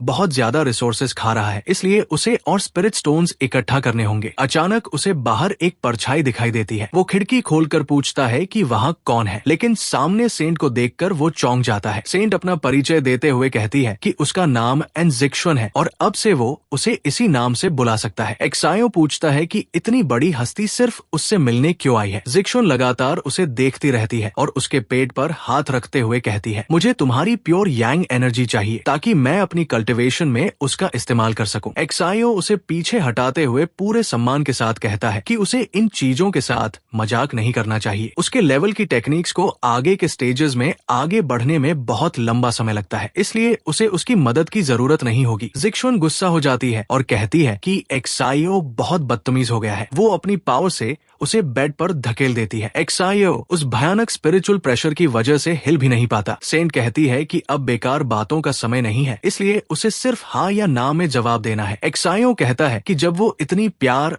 और विनम्रता से पूछ रही है तो वो कुछ भी करने के लिए तैयार है, लेकिन मन ही मन वो सोचता है कि अभी मान जाना ही बेहतर है और अपनी जान बचानी चाहिए, क्योंकि एक दिन ऐसा आएगा जब ये महिला भी उसके हाथ में होगी। वो जिक्शन को देखकर पूछता है कि उसे कौन सा तरीका पसंद है ताकि उनकी कल्टिवेशन का रिजल्ट सबसे अच्छा आए। ये सवाल सुनकर जिक्शन थोड़ी शर्मिंदा हो जाती है और कहती है कि उसे ऐसी बातें नहीं पूछनी चाहिए। वो एक पोर्टल खोलती है और दोनों को पर्पल हेवन ग्रोटो में ले जाती है। वो कहती है कि उसके पीछे आए, क्योंकि ये वही जगह है जहाँ वो अकेले कल्टिवेशन करती है और यहाँ कोई उन्हें परेशान नहीं करेगा। एक्सायो तैयारी करने लगता है, लेकिन सेंट शर्माते हुए पूछती है कि वो क्या कर रहा है। एक्सायो कहता है कि वो उसकी कल्टिवेशन में पूरा सहयोग करने की कोशिश कर रहा है। जिक्शन समझाती है कि उसे इसकी जरूरत नहीं है, क्योंकि उसके पास अपना अलग तरीका है। एक्सायो हंसकर कहता है कि अब वो समझ गया है कि यंग लेडी खुद कंट्रोल लेना पसंद करती है। जिक्शन उसका मुंह बंद कर देती है और उसे बांध देती है। वो कहती है कि अपनी आंखें बंद रखे और चुप रहे, क्योंकि इसी तरह वो उसकी कल्टिवेशन में मदद कर पाएगा। वो उसे साफ होने के लिए एक गर्म पानी वाले स्प्रिंग में भेजती है और एक्सायो उसकी बात मान लेता है। थोड़ी देर बाद एक्सायो को एहसास होता है कि सेंट के तरीके सच में काफी अलग है। फिर उसे बेड पर धक्का दे देती है। जब वो आंखें खोलता है तो उसे 2 लड़कियां दिखाई देती है और वो पूछता है कि सेंट कहाँ है। सफेद और गुलाबी कपड़ों वाली लड़की का नाम अनले था और दूसरी सफेद और नीले कपड़ों वाली लड़की का नाम एन युअन था। दोनों उससे पूछती है कि क्या वो उन्हें सुंदर नहीं समझता। युअन बताती है कि वे दोनों उनकी मास्टर द्वारा बनाई गई पपेट्स हैं और उनका काम एक्सायो की क्रिम्सन यांग पावर को एब्जॉर्ब करना है। अनले चेतावनी देती है कि एक्सायो को पूरा सहयोग करना होगा, क्योंकि उनका काम ज्यादा समय नहीं लेगा। एक्सायो को लगता है कि उसकी ताकत को कम समझा जा रहा है। वो कहता है कि उसकी क्रिम्सन यांग पावर को इतनी आसानी से लेना संभव नहीं है। एक्सायो युअन को बेड पर धकेल कर कहता है, मैं अपनी पूरी स्ट्रेंथ दिखाऊंगा। उसकी बहन उसका हाथ पकड़ लेती है और कहती है उसके साथ आराम से पेश आए। एक्सायो गुस्से से उसकी आंखों में देखता है और युअन उसका हाथ छोड़ देती है। फिर बस चिल्लाने की आवाजें आती है। कुछ घंटों बाद सेन दूर से ये सब देख रही होती है और सोचती है वो मॉन्स्टर कितने घंटे और करेगा। आखिरकार सब खत्म हो जाता है और दोनों पपेट्स पूरी तरह थक जाती है। एक्सायो गर्म स्प्रिंग में बैठकर सोचता है कि ये जगह उसकी क्रिम्सन यांग पावर को वापस भरने में बहुत मदद कर रही है। दोनों पपेट ढंग से चल नहीं पा रही होती है। सेंट के पास जाकर माफी मांगती है और कहती है कि एक्सायो का कॉन्स्टिट्यूशन बहुत ज्यादा शक्तिशाली है, इसलिए उन्हें उम्मीद से ज्यादा समय लगा। जिक्शन थोड़ी शर्मिंदा होकर कहती है कि उसने सब कुछ देखा था और इसमें उनकी कोई गलती नहीं थी। वो उन्हें क्रिम्सन यांग फ्लूइड छोड़कर अपनी हालत ठीक करने के लिए भेज देती है। जब एक्सायो कपड़े पहन रहा होता है तो सेंट उसके पास आती है और वो पूछता है कि उसने कैसा काम किया। जिक्शन कहती है कि उसका प्रदर्शन ठीक ठाक था। इसके बाद वो एक्सायो को उसका रिवॉर्ड देती है। एक्सायो हैरान रह जाता है क्योंकि उसे 10 मिलियन स्पिरिट स्टोन्स और 4 bottles supreme grade foundation establishment pills मिलती है। वो जिक्शन का धन्यवाद करता है और कहता है कि एक सेंट से ऐसी ही दरियादिली की उम्मीद की जाती है। जिक्शन पूछती है कि वो अभी तक वहाँ खड़ा क्यों है और कहती है कि अब वो जा सकता है। लेकिन एक्सायो कहता है कि अगर उसे सच में उसकी क्रिम्सन यांग पावर चाहिए तो दोनों सीधे डुअल कल्टिवेशन करें तो उसका इफेक्ट और भी बेहतर होगा। ये सुनकर जिक्शुन शर्मिंदा हो जाती है और तुरंत गेट खोलकर उसे वापस भेज देती है। वो कहती है कि अभी वो उसका चेहरा और नहीं देखना चाहती। कुछ ही पल में एक्सायो वापस लूची के घर पहुंच जाता है। ये देखकर एक्सायो समझ जाता है कि सेंट की टेक्निक्स सच में बहुत रहस्यमयी और समझ से बाहर है। तभी सिस्टम बताता है कि एक्सायो ने जिक्शुन को बहुत ज्यादा क्रिम्सन यांग पावर दी है, जिसकी वजह से उसका क्रिम्सन यांग सेक्रेड बॉडी काफी ज्यादा मजबूत हो गया है। एक्सायो तुरंत उस नई एनर्जी को रिफाइन करता है और खुश हो जाता है क्योंकि उसकी सोच सही निकली। अलग अलग लोगों के साथ कल्टिवेशन करने पर सिस्टम से ज्यादा अच्छे रिवॉर्ड्स मिलते हैं और सबसे बड़ी बात, जब तक महान सेंट जिक्शुन को उसकी क्रिम्सन यांग पावर की जरूरत है तब तक सेक्ट में उसकी जगह पूरी तरह सुरक्षित रहेगी। इसी दौरान पर्पल हेवन में सेंट एक्सायो के क्रिम्सन यांग फ्लूइड को एक प्लेट में रखकर उसे देख रही होती है। वो सोचती है कि उम्मीद है उस लड़के का ये फ्लूइड उसे निराश नहीं करेगा। उसे वो सारी बातें याद आने लगती है जो उसने अपनी आंखों के सामने देखी थी, लेकिन वो तुरंत अपने विचारों को रोक देती है और एक्सायो को सिर्फ एक कल्टिवेशन वेसल मानती है ताकि वो उसकी कल्टिवेशन में कोई रुकावट ना बने। एंड युअन और उसकी बहन अनले ये सब देख रही थी। युअन कहती है कि लगता है मास्टर सच में कल्टिवेशन करते समय थोड़ा डिस्ट्रैक्ट हो गई थी। अनले सोचती है कि कहीं एक्सायो के क्रिम्सन यांग फ्लूइड का कोई साइड इफेक्ट तो नहीं है। अगले दिन लूची जागती है और एक्सायो को कल्टिवेशन करते हुए देखती है। वो उसके पास जाकर कहती है कि वो सुबह सुबह उठकर कल्टिवेशन कर रहा है, इसका मतलब है कि वो पहले से ज्यादा मेहनती हो गया है। एक्सायो कहता है कि उसे अचानक ब्रेक थ्रू करने का एक छोटा सा एहसास हुआ है। लूची फिर से उसके ऊपर झुक जाती है और कहती है कि अब जब उसका रियल्म बढ़ चुका है तो वो उसके साथ पाथ टू हेवन को चैलेंज कर सकता है। Path to heaven sacred origin demonic sect का एक प्राचीन सीक्रेट रियल्म है। इसमें कुल 12 लेवल्स है। आमतौर पर जो भी तीसरे लेवल तक पहुंच जाता है वो outer sect pride of heaven list के टॉप 100 में आने के योग्य माना जाता है, क्योंकि तीसरे लेवल से गोल्डन कोर रियल्म के शक्तिशाली डीमंस दिखाई देने लगते हैं। लूची बताती है कि चुजिया outer sect pride of heaven list में 9वें स्थान पर है और वो चौथे लेवल में एक इंसेंस स्टिक जलने जितना समय तक टिक सकती है। एक्सायो कहता है कि उसे उसके लिए इतना सब करने की जरूरत नहीं है। लूची समझाती है कि वो ये सब सिर्फ एक्सायो के लिए नहीं कर रही बल्कि अपने लिए भी कर रही है। हर कोई कहता है कि वो घटिया फॉक्स चुजिया आउटर सेक्ट की सबसे ज्यादा पोटेंशियल वाली कल्टिवेटर है, लेकिन लूची इस बात को नहीं मानती। वो देखना चाहती है कि आखिर इस दुनिया में अंत में इंसान जीतेंगे या डीमंस। एक्सायो सोचता है कि भले ही सेक्रेड ओरिजिन डिमोनिक सेक्ट इंसानों और डीमंस को बराबर मानता है, फिर भी दोनों के बीच फर्क है और उनके झगड़े कभी खत्म नहीं होते। एक्सायो आखिरकार मान जाता है और कहता है कि अब जब वो भी आउटर सेक्ट डिसाइपल बन चुका है तो दोनों साथ जा सकते हैं। लूची मुस्कुराकर खुश हो जाती है, लेकिन जैसे ही वो अंदर जाने वाले होते हैं कुछ लोग बाहर निकलते हैं। एक आदमी निराश होकर कहता है कि वो फिर से फेल हो गया क्योंकि पाथ टू हेवन के तीसरे लेवल के मॉन्स्टर्स बहुत ज्यादा ताकतवर हैं। बाकी युवा कल्टिवेटर सोचते हैं कि आखिर वो जीनियसेस इस लेवल को कैसे पार कर लेते हैं। तभी एक मोटा लड़का कहता है कि इसी वजह से उन्हें प्राइड ऑफ हेवन कहा जाता है। फिर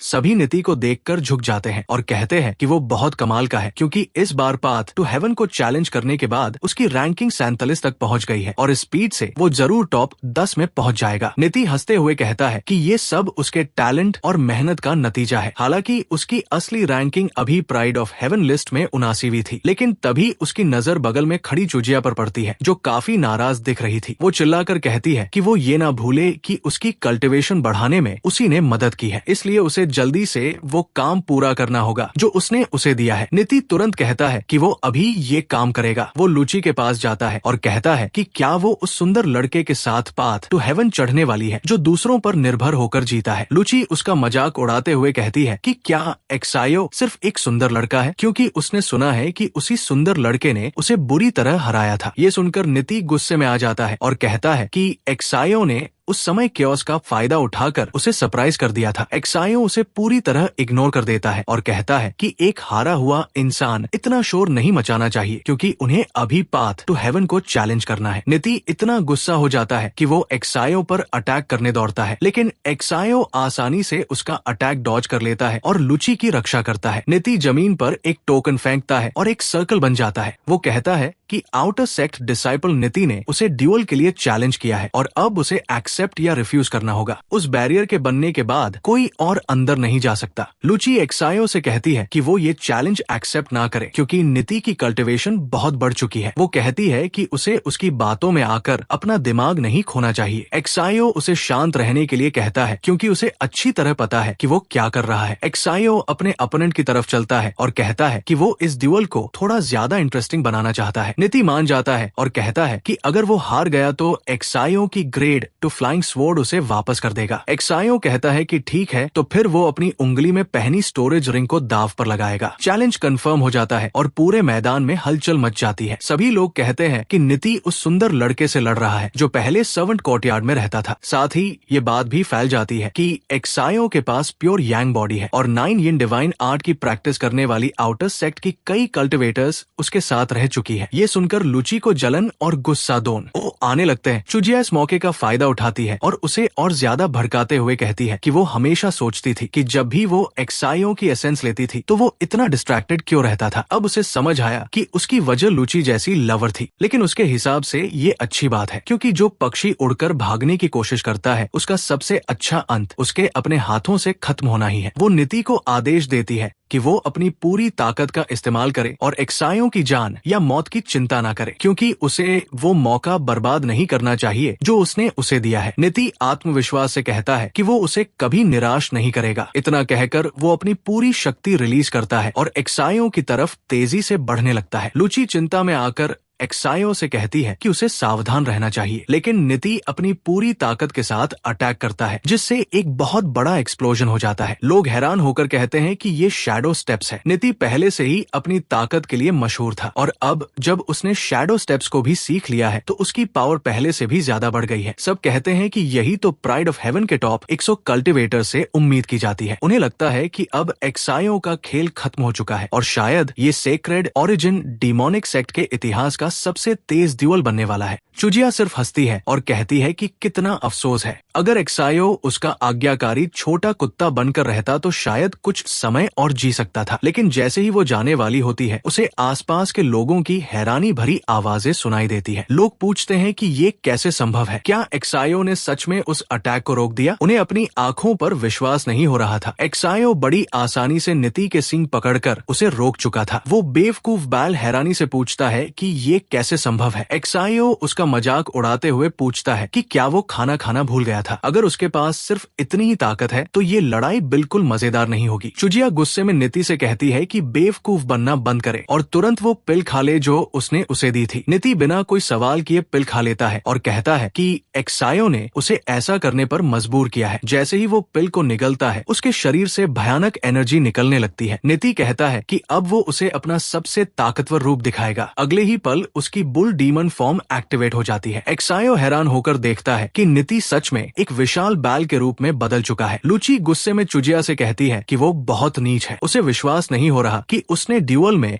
नीति की चीटिंग करने में मदद की, लेकिन चुजिया हंसते हुए कहती है कि इसे चीटिंग कैसे कहा जा सकता है। ये डीमन स्पिरिट पिल है जो कुछ समय के लिए डीमन ब्लड लाइन की पावर को जगाती है। ये शक्ति पहले से ही उसके अंदर मौजूद थी, पिल ने बस उसे बाहर निकाला है। नी यूटीआई अटैक करने के लिए तैयार होता है और कहता है कि इस बार वो सैवेज बुल इम्पैक्ट से एक्सायो के टुकड़े टुकड़े कर देगा। दर्शक हैरान हो जाते हैं क्योंकि नीति की स्पीड इतनी ज्यादा है कि वो उसकी मूवमेंट्स भी ठीक से नहीं देख पा रहे थे, लेकिन एक्सायो के लिए वो अभी भी बहुत धीमा था। एक्सायो आसानी से उसका अटैक डॉज कर लेता है, लेकिन उसके हाथ पर एक छोटा सा घाव बन जाता है। उसे समझ आता है कि नीति ने उसे छुआ तक नहीं था, सिर्फ उसकी हवा के प्रेशर से ये चोट लगी थी। नीति दीवार से टकराता है जिससे पूरा गेट हिल जाता है। लोग कहते हैं कि उसकी ताकत सच में बहुत डरावनी है। नीति फिर से संभलता है और कहता है कि इस बार एक्सायो बच नहीं पाएगा, लेकिन एक्सायो का पेशेंस खत्म हो चुका था। वो मुस्कुराते हुए कहता है कि उसके अपोनेंट के पास ताकत तो काफी है, लेकिन अभी भी ये काफी नहीं है। एक ही अटैक में एक्सायो नीति का सींग तोड़ देता है और एक सीधा पंच उसके चेहरे पर मारता है। नीति दूर जाकर जोर से गिरता है। चुजिया पूरी तरह शॉक हो जाती है। उसे विश्वास नहीं होता कि एक्सायो ने डीमन फॉर्म वाले नीति को सिर्फ एक अटैक में हरा दिया। वो सोचने लगती है कि क्या प्योर यांग बॉडी सच में इतनी ताकतवर होती है। और फाउंडेशन एस्टेब्लिशमेंट में पहुंचने के बाद एक्सायो के पंच की ताकत नीति से भी ज्यादा डरावनी हो चुकी थी। लूची खुशी से एक्सायो को गले लगा लेती है और कहती है कि वो सच में कमाल का है। लगता है उसने उसकी असली ताकत को कम समझ लिया था। एक्सायो उससे कहता है कि थोड़ा शांत रहें क्योंकि बहुत सारे लोग उन्हें देख रहे हैं। दूसरी तरफ चुजिया गुस्से में नीति को बेकार कचरा कहती है और अपने लोगों को आदेश देती है कि उसे यहाँ से लेकर जाएं। लेकिन एक्सायो उन्हें रुकने के लिए कहता है। तीनों लोग लड़ने के लिए तैयार हो जाते हैं और कहते हैं कि उसने उनके बॉस को पहले ही हरा दिया है, अब उसे और क्या चाहिए। एक्सायो स्पिरिट स्टोन्स की एक थैली निकालता है और कहता है कि वो एक बहुत समझदार इंसान है। उस थैली में 10,000 स्पिरिट स्टोन्स थे और वो कहता है कि इसे नीति के मेडिकल एक्सपेंसेस समझ लो। नीति के लोग कहते हैं कि एक्सायो बहुत ज्यादा घमंडी है और वो उनके बॉस की बेइज्जती कर रहा है। लेकिन आसपास के कुछ लोग मजाक में कहते हैं कि अगर उन्हें 10,000 स्पिरिट स्टोन्स मिल जाएं तो वो भी खुशी से पिट जाएंगे। तभी सिस्टम की आवाज आती है, 10,000 spirit stones donated, return 100 times. इस वजह से एक्सायो को 1,000,000 स्पिरिट स्टोन्स मिल जाते हैं। लेकिन एक्सायो थोड़ा परेशान हो जाता है क्योंकि इस बार उसे सिर्फ 100 टाइम्स रिटर्न मिला था। तभी चुजिया ताली बजाते हुए उसके पास आती है और कहती है कि उसने बहुत अच्छा काम किया है।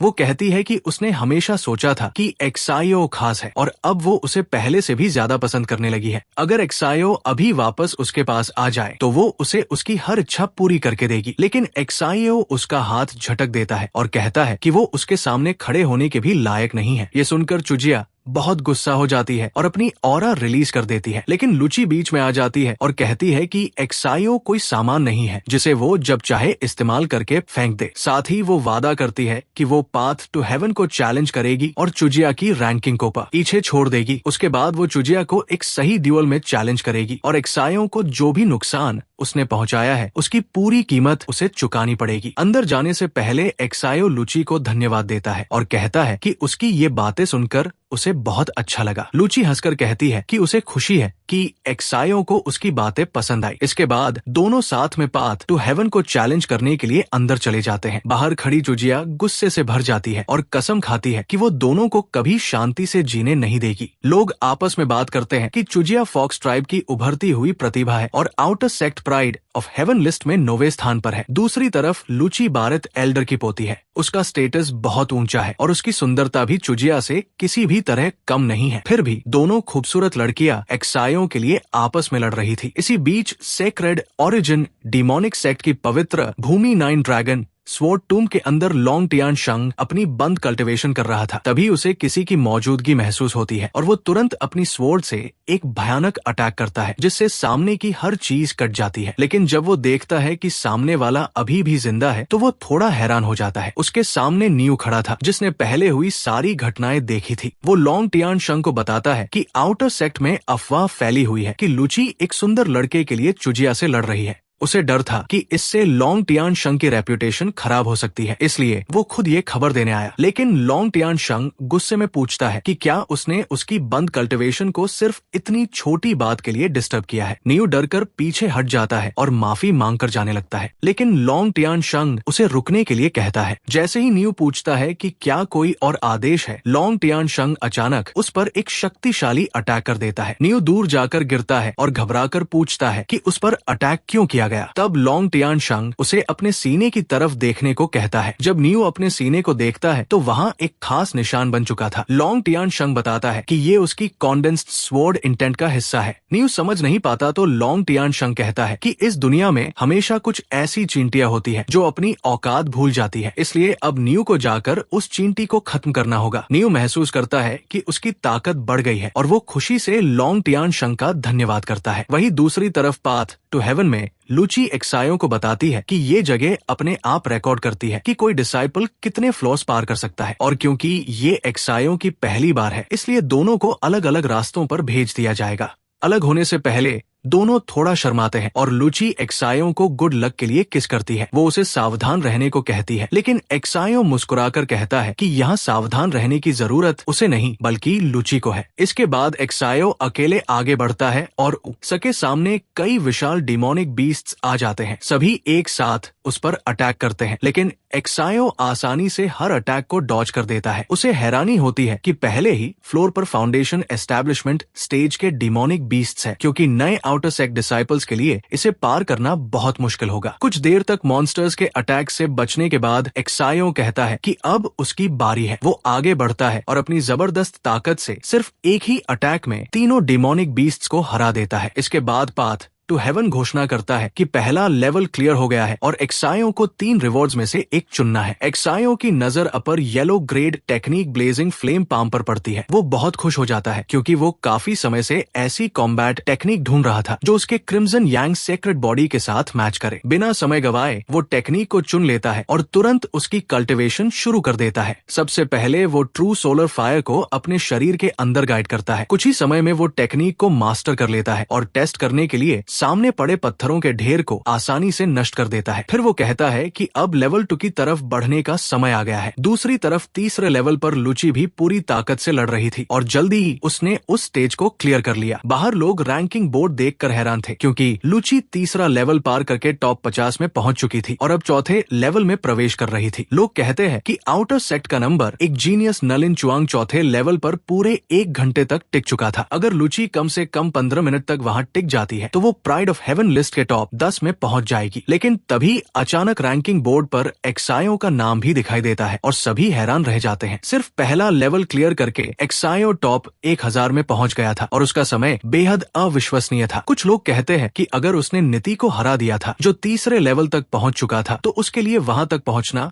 कोई बड़ी बात नहीं है। ये देखकर चुजिया और ज्यादा गुस्सा होने लगती है और सोचती है कि पिछले कुछ दिनों में एक्सायो और लुची ने काफी डुअल कल्टीवेशन की होगी। तभी अचानक नलिन चुआंग वहां पहुंच जाता है। वो आउटर सेक्ट का नंबर एक जीनियस था और उसके अंदर चिली ब्लड लाइन थी। कई लोग उससे खुश नहीं थे क्योंकि वो बहुत हैंडसम था और उसका घमंड भी किसी सीमा को नहीं जानता था। जब कुछ लोग उसकी बुराई करने लगते हैं तो चुआंग अपनी ब्लड लाइन एक्टिवेट कर देता है और एक ही पल में उन दोनों को हरा देता है। वो चलते हुए कहता है कि उसे वो लोग बिल्कुल पसंद नहीं जो उसकी पीठ पीछे बातें करते हैं। इसके बाद वो चुजिया के पास आता है और उसे चिढ़ाते हुए कहता है कि उसने सुना है उसका छोटा बॉयफ्रेंड किसी दूसरी लड़की के साथ भाग गया है और वो सिर्फ उसका मजाक उड़ाने आया है। ये सुनकर चुजिया गुस्से से भर जाती है और उस पर अटैक करने के लिए आगे बढ़ती है। लेकिन दोनों की लड़ाई शुरू होने से पहले न्यू वहां आ जाता है और दोनों के हाथ रोक देता है। New in sect pride of heaven list के टॉप 10 में शामिल था और कोर फॉर्मेशन पी का शक्तिशाली कल्टीवेटर था। चुजिया उसे देखकर पूछती है कि क्या वो अपने कजिन का बदला लेने आया है और उसे 12th एल्डर की पोती के पसंदीदा इंसान के खिलाफ कुछ करने से पहले सोच लेना चाहिए। न्यू अपने सीने पर बना हुआ निशान दिखाता है और कहता है कि इस बार उसके पास सीधे लॉन्ग टियान शंग की अनुमति है, इसलिए उसे किसी से डरने की जरूरत नहीं है। नलिन चुआंग हंसने लगता है और कहता है कि लगता है वो यहाँ बेकार नहीं आया क्योंकि एक नए आउटर सेक्ट डिसाइपल का कोर फॉर्मेशन पी के कल्टीवेटर से सामना होना काफी दिलचस्प होगा। तभी अचानक लोग चिल्लाने लगते हैं कि एक्सायो पहले ही टॉप 200 में पहुंच चुका है। सभी हैरान रह जाते हैं क्योंकि उसकी स्पीड किसी की समझ से बाहर थी। दूसरी तरफ पाथ टू हेवन के दूसरे लेवल पर एक्सायो अपनी ब्लेजिंग फ्लेम पाम का इस्तेमाल कर रहा था और बहुत आसानी से सभी डिमोनिक बीस्ट्स को खत्म कर रहा था। पाथ टू हेवन घोषणा करता है कि दूसरा लेवल भी क्लियर हो गया है और अब वो 3 रिवॉर्ड्स में से एक चुन सकता है। एक्सायो ऑप्शंस को देखकर कहता है कि ब्लेड टेक्निक्स उसके किसी काम की नहीं है और ओरिजिन नरिशमेंट पिल्स उसके लिए सिर्फ कैंडी जैसी है, इसलिए वो आखिरी ऑप्शन चुनता है और grade two flying sword white jade radiance ले लेता है। सीढ़ियां चढ़ते हुए वो सोचता है कि इस स्वॉर्ड का लेवल इतना कम है कि इसे रखने का भी कोई फायदा नहीं, इसलिए बाद में वो इसे किसी को देकर बेहतर रिटर्न हासिल करेगा। जैसे ही एक्सायो तीसरे लेवल पर पहुंचता है वो हैरान हो जाता है क्योंकि वहां बहुत सारे डिमोनिक बीस्ट्स मौजूद थे। अब उसे समझ आता है कि ज्यादातर outer sect disciples core formation real में पहुंचने के बाद ही तीसरा लेवल पार क्यों कर पाते हैं। लेकिन इतनी दूर आने के बाद एक्सायो अपनी लिमिट्स को टेस्ट करना चाहता था। चाहे वो पास करे या नहीं, वो अपनी पूरी ताकत से मॉन्स्टर्स पर टूट पड़ता है। ब्लेजिंग फ्लेम पाम की मदद से वो कुछ मॉन्स्टर्स को हरा देता है, लेकिन बाकी मॉन्स्टर्स की स्पीड बहुत ज्यादा थी। उसे लगता है कि अब वो पकड़ा जाएगा और सब खत्म हो जाएगा। लेकिन उसी समय वो अपने दूसरे पैर से एक मॉन्स्टर पर जोरदार किक मारता है और उसके दांत तोड़ देता है। इतने करीब से अटैक सहने के बाद भी उसके शरीर पर सिर्फ कुछ छोटे स्क्रैचेस आते हैं। ये देखकर एक्सायो क्रिम्सन यांग सेक्रेड बॉडी की शक्ति पर हैरान रह जाता है। मॉन्स्टर्स लगातार अटैक करते रहते हैं, लेकिन अब एक्सायो समझ चुका था कि उसका शरीर लगभग अमर जैसा है, इसलिए वो बिना डर के एक एक करके सभी डिमोनिक बीस्ट्स को खत्म करना शुरू कर देता है। उसकी भयानक फिजिक की वजह से ऐसा लग रहा था कि वो सच में तीसरा लेवल भी पार कर सकता है। एक्सायो लगातार सामने आने वाले हर दुश्मन को खत्म करता जाता है। उसके कपड़े फट चुके थे और पूरा शरीर खून से भर गया था, लेकिन अचानक उसका शरीर और कपड़े तेजी से रिकवर होने लगते हैं। उसे एहसास होता है कि क्रिम्सन यांग पावर के लगातार प्रभाव से उसकी बॉडी सिर्फ मजबूत ही नहीं हुई, बल्कि उसकी रिकवरी स्पीड भी बहुत ज्यादा बढ़ गई है। शायद अब उसके पास चौथे लेवल का सामना करने की भी ताकत है। पाथ टू हेवन घोषणा करता है कि तीसरा लेवल भी कंप्लीट हो चुका है और एक्सायो को फिर से 3 रिवॉर्ड्स में से एक चुनना है। एक्सायो जानता था कि पाथ टू हेवन के अंदर मिलने वाली पिल्स और आर्टिफैक्ट्स को अंदर ही इस्तेमाल नहीं किया जा सकता, इसलिए अगर उसे चौथे लेवल को चैलेंज करना है तो उसे नई टेक्निक चुननी होगी। एक्सायो नई टेक्निक की कल्टिवेशन शुरू कर देता है, क्योंकि पाथ टू हेवन के अंदर कोई समय सीमा नहीं थी। वो सोचता है कि चौथे लेवल में जाने से पहले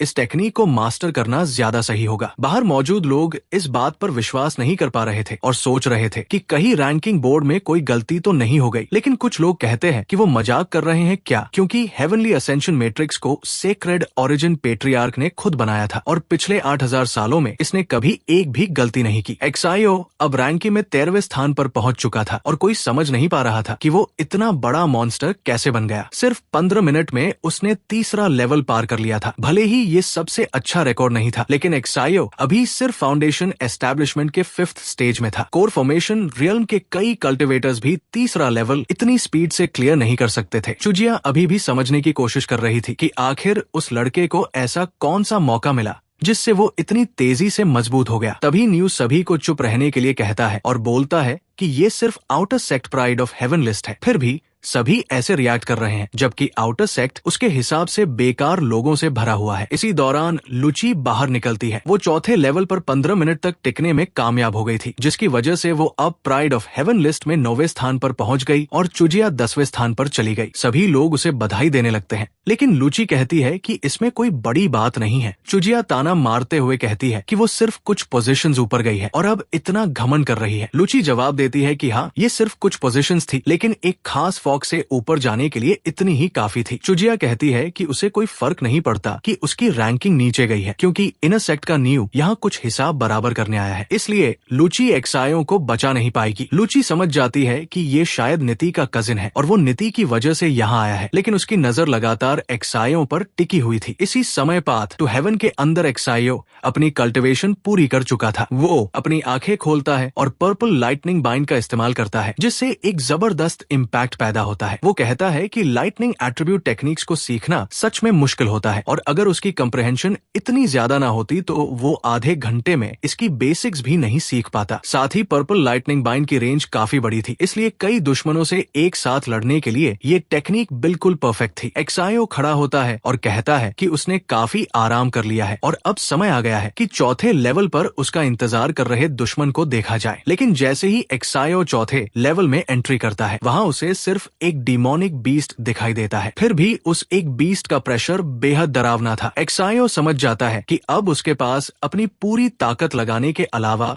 कोई रास्ता नहीं है। मॉन्स्टर तुरंत अटैक शुरू कर देता है। एक्सायो उसका अटैक डॉज तो कर लेता है, लेकिन उसकी स्पीड उतनी ज्यादा नहीं थी और उसे चोट लग जाती है। एक्सायो को एक मौका दिखाई देता है और वो तुरंत ब्लेजिंग फ्लेम पाम का इस्तेमाल करता है, लेकिन वो डिमोनिक बीस्ट भी बहुत तेज था और आसानी से उस अटैक से बच जाता है। एक्सायो समझ जाता है कि बीस्ट बहुत ज्यादा तेज है। वो तुरंत पर्पल लाइटनिंग बाइंड का उसे करता है और बीस्ट हवा में ही पैरालिसिस हो जाता है। एक्सायो मौका देखकर अपनी सबसे ताकतवर ब्लेजिंग फ्लेम पाम से अटैक करता है, लेकिन बीस्ट हवा में ही अपनी डायरेक्शन बदलकर उसके अटैक को डॉज कर देता है। अगले ही पल बीस्ट पलटकर अटैक करता है और एक्सायो का एक हाथ अपने मुंह में दबा लेता है। एक्सायो उसे देखकर सोचता है कि शायद यही उसका अंत है और इस बार जीत बीस्ट की होगी, लेकिन तभी सिस्टम की आवाज आती है कि होस्ट ने खुद को एक फियर्स बीस्ट के खाने के रूप में डोनेट कर दिया है, इसलिए 10,000 टाइम्स रिटर्न एक्टिवेट हो गया है। अचानक एक्सायो के शरीर से एक नया हाथ निकल आता है और उसका पूरा शरीर बदलने लगता है। उसे ह्यूमन एम्परर ब्लड लाइन मिल जाती है। एक्सायो हैरान हो जाता है कि उसे 10,000 टाइम्स रिटर्न के साथ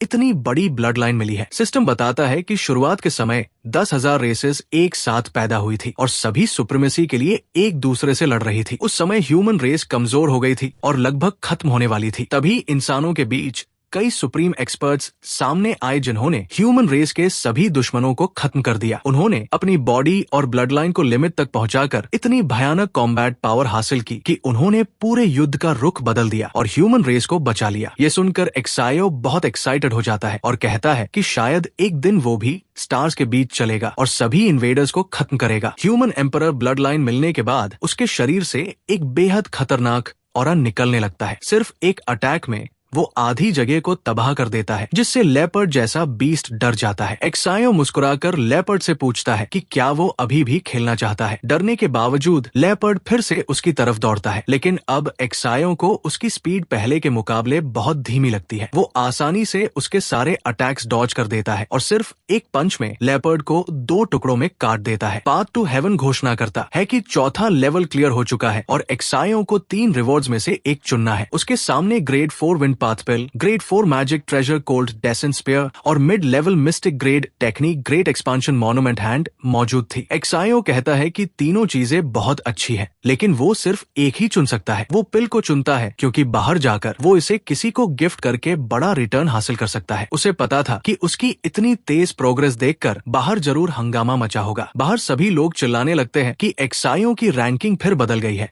और अब वो outer sect pride of heaven list का नंबर 1 बन चुका है। लुची खुशी से भीग चुकी थी और कहती है कि एक्सायो ने सच में ये कर दिखाया। दूसरी तरफ चुजिया अभी भी समझ नहीं पा रही थी कि आखिर उस लड़के के साथ क्या हो रहा है। नीयू भी शॉक हो जाता है क्योंकि एक्सायो सिर्फ फाउंडेशन एस्टेब्लिशमेंट 5th स्टेज में होकर भी सबसे ऊपर पहुंच गया था। नीयू सोचता है कि इस लड़के को अभी रास्ते से हटाना होगा, वरना फ्यूचर में कोई भी उसे नहीं हरा पाएगा। एक्सायो 5वें लेवल पर पहुंचता है और वहां मिडिल स्टेज गोल्डन कोर के 5 बड़े डीमंस को देखकर समझ जाता है कि ये उसकी मौजूदा ताकत से बहुत ज्यादा है। वो तुरंत सरेंडर कर देता है और कहता है कि मॉन्स्टर्स को कुछ करने की जरूरत नहीं है क्योंकि वो अपनी लिमिट्स जानता है। लेकिन उनमें से एक मॉन्स्टर फिर भी उस पर अटैक करने की कोशिश करता है। एक्सायो उसे शांत रहने के लिए कहता है कि जब उसके पास काफी ताकत होगी तो वो वापस आएगा और उन्हें फिर से चैलेंज करेगा और उसे लगता है कि उस दिन के आने में ज्यादा समय नहीं लगेगा। जैसे ही एक्सायो बाहर आता है, बहुत सारे लोग उसका इंतजार कर रहे होते हैं। एक्सायो मजाक में पूछता है कि क्या सभी लोग उसे देखने आए हैं। तभी न्यू अपनी पावर रिलीज करता है और एक्सायो की तरफ बढ़ते हुए कहता है कि आखिरकार वो बाहर आ ही गया क्योंकि वो काफी देर से उसका इंतजार कर रहा था। लुची और चुजिया दोनों उसके सामने आकर खड़ी हो जाती है। लुची एक्सायो को सावधान रहने के लिए कहती है क्योंकि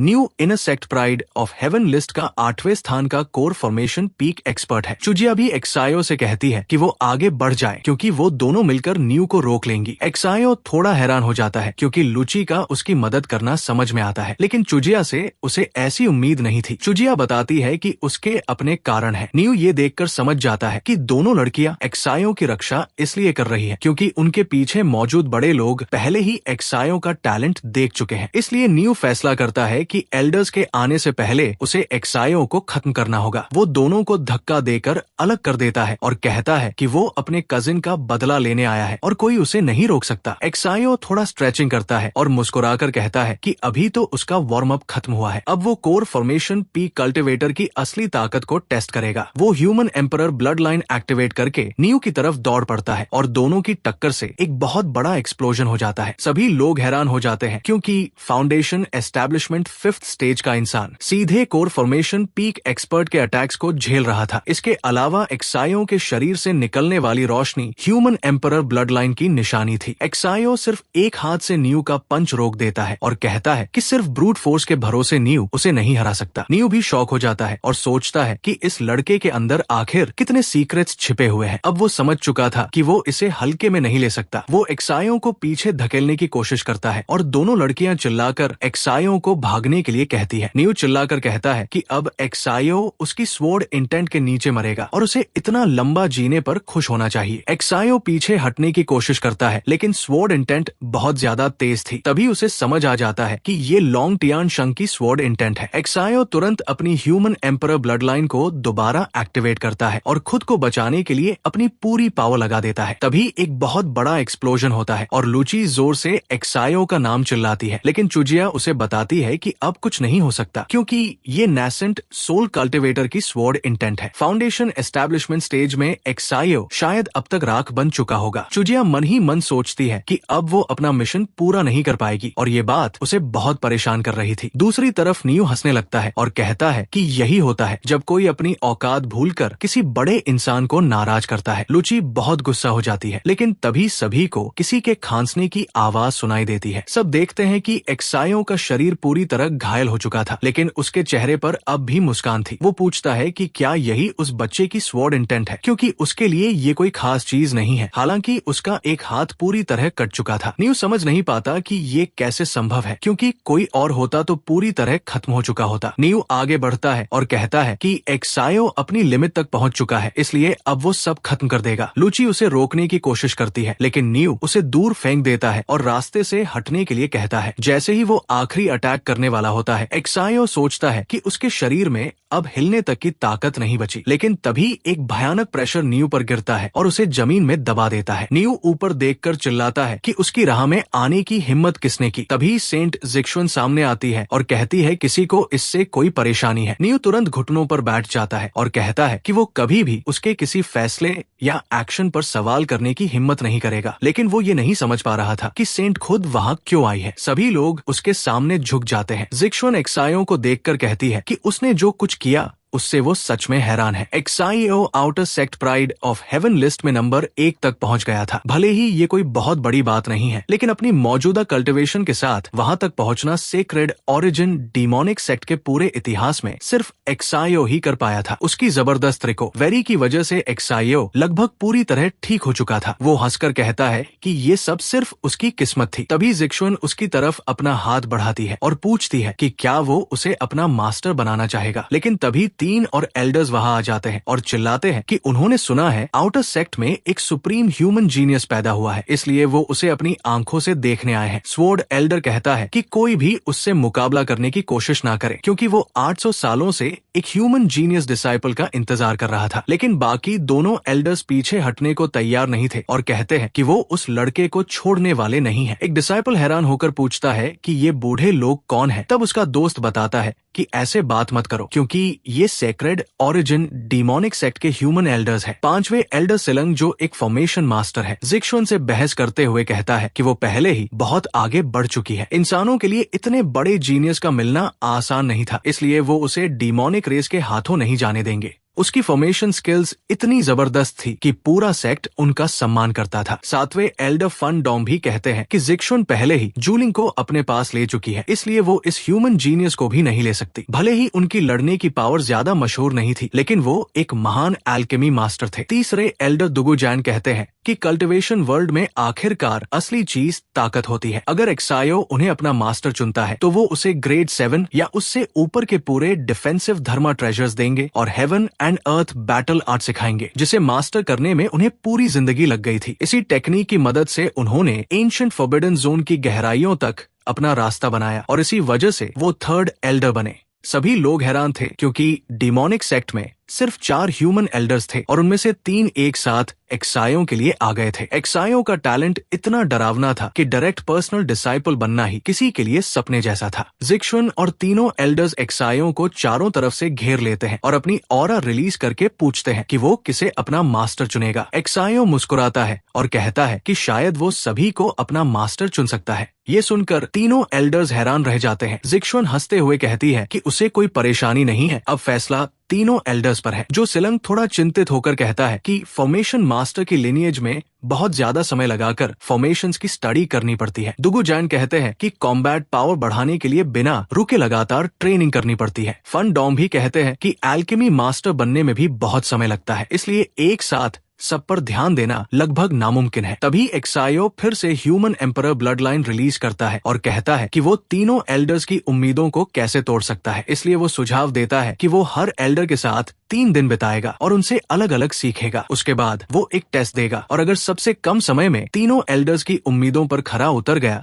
तो ये साबित हो जाएगा कि वो तीनों रास्तों को एक साथ संभाल सकता है। ह्यूमन एम्परर ब्लड लाइन को दोबारा देखकर तीनों एल्डर्स एक बार फिर हैरान रह जाते हैं। जिक्शन मान जाती है और कहती है कि फैसला हो गया है। इसके बाद वो न्यू को अपने साथ लेकर चली जाती है और कहती है कि जो कुछ हुआ उसका वो सही जवाब देगी। एक्सायो उसकी हर मदद के लिए धन्यवाद देता है और मन ही मन सोचता है कि सेंट जिक्शन सच में एक अच्छी इंसान है। एक्सायो उसे धन्यवाद देने के लिए जोर से कहता है कि अगर फ्यूचर में जिक्शन को कल्टिवेशन में उसकी मदद की जरूरत पड़ी तो वो बिल्कुल पीछे नहीं हटेगा और अपनी पूरी कोशिश करेगा कि वो दुनिया की सबसे ज्यादा प्यार पाने वाली औरत जैसा महसूस करे। ये सुनकर जिक्शन थोड़ी शर्मिंदा हो जाती है और कहती है कि इस बारे में वो बाद में बात करेंगे। तभी सिलंग एक्सायो को पकड़कर कहता है कि अभी बातें करने का समय नहीं है क्योंकि उन्हें तुरंत फॉर्मेशन की ट्रेनिंग शुरू करनी है। एक्सायो मान जाता है और लुची को अलविदा कहता है और उसे लॉन्ग टियान शंग से सावधान रहने के लिए कहता है। लुची भी उसे अलविदा कहती है और कहती है कि उसे चिंता करने की जरूरत नहीं है। बाकी सभी लोग ये सब देख रहे थे लेकिन उनमें एक इंसान सबसे अलग था। वही कल्टिवेटर था जिसने पहले एक्सायो को पकड़कर सेक्ट में लाया था। वो पूरी तरह शॉक था और सोच रहा था कि वो लड़का सच में एक पर्सनल डिसाइपल बन गया है। उसे लगता है कि अब उसका डीमोनिक सेक्ट में रहना मुश्किल है, लेकिन फिर वो सोचता है कि उसका पूरा परिवार अभी भी सेक्रेड ओरिजिन डीमोनिक सेक्ट में मौजूद है और उनके लिए भागना नामुमकिन है। एक्सायो पहले डैक्सिया डायनेस्टी से था और अब डैक्सिया डायनेस्टी पर पड़ोसी ग्रेट जो डायनेस्टी का खतरा मंडरा रहा था। उसकी हालत इतनी खराब थी कि वो पूरी तरह खत्म होने के करीब पहुंच चुकी थी। वो सोचता है कि अगर उसका परिवार डैक्सिया डायनेस्टी को बचा लेता है तो ये एक्सायो पर बहुत बड़ा एहसान होगा और शायद एक्सायो उसके परिवार को माफ कर देगा। ये सोचकर वो उड़ जाता है और कहता है कि ये एक अच्छा प्लान है और उसे तुरंत अपने पिता को पूरी बात बतानी होगी। कुछ समय बाद मिस्टिक फॉर्मेशन पीक में एक्सायो और सिलंग पहुंचते हैं। सिलंग बताता है कि ये उसका फॉर्मेशन वैली है। इस जगह पर कुल 3270 फॉर्मेशंस फैले हुए हैं और यही सेक्रेड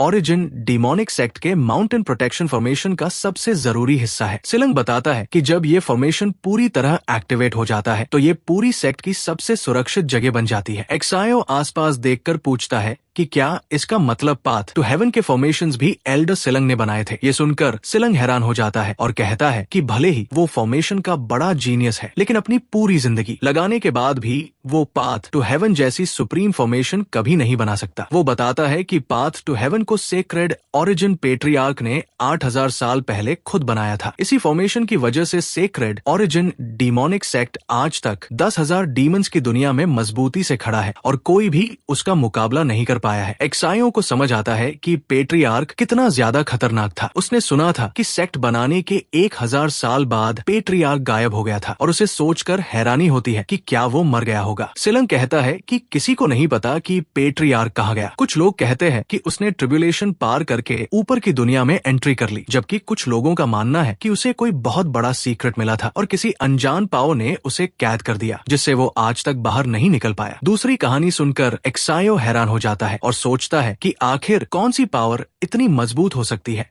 जो पेट्रियार्क जैसे इंसान को दबाकर रख सके। सिलंग कहता है कि अभी एक्सायो के लिए इन चीजों के बारे में सोचना बहुत जल्दी है और पहले उसे गुफा में जाकर फॉर्मेशन के लिए उसका टैलेंट टेस्ट करना चाहिए। दोनों गुफा के अंदर पहुंचते हैं और तभी एक लड़की बाहर आकर एल्डर मास्टर को नमस्ते करती है। वो सिलंग की डिसाइपल एक्साएंजी यूरोंग थी। वो अपने मास्टर से पूछती है कि वो आज गुफा में क्या कर रहे हैं, लेकिन एक्सायो की नजर उसके शरीर के कुछ बड़े हिस्सों पर चली जाती है। यूरोंग समझ जाती है कि एक्सायो बहुत देर से उसे देख रहा है और एक्सायो जल्दी से अपनी नजर हटा लेता है। वो मन ही मन सोचता है सने अभी अभी एक और लड़की के सामने बेइज्जती करा ली है। सिलंग एक्सायो का परिचय करवाता है और बताता है कि ये उसका नया जूनियर स्टूडेंट है। फिर वो एक्सायो को बताता है कि यूरोंग की कल्टिवेशन भले ज्यादा ऊंची नहीं है लेकिन डिवाइन पैटर्न्स में उसका टैलेंट बहुत दुर्लभ है और ऐसा जीनियस 100 साल में सिर्फ एक बार पैदा होता है। एक्सायो विनम्र होकर उसे नमस्ते करता है लेकिन यूरोंग ज्यादा खुश नहीं थी क्योंकि एक्सायो ने पहले उसके शरीर की तरफ देखा था। सिलंग दोनों को छोड़कर चला जाता है और कहता है कि उसे कुछ जरूरी काम है, इसलिए अभी यूरोंग ही एक्सायो को फॉर्मेशन टेक्निक्स की बेसिक सिखाएगी। यूरोंग उसे अंदर बुलाती है और एक डिस्क निकालती है। एक्सायो पूछता है कि ये क्या है।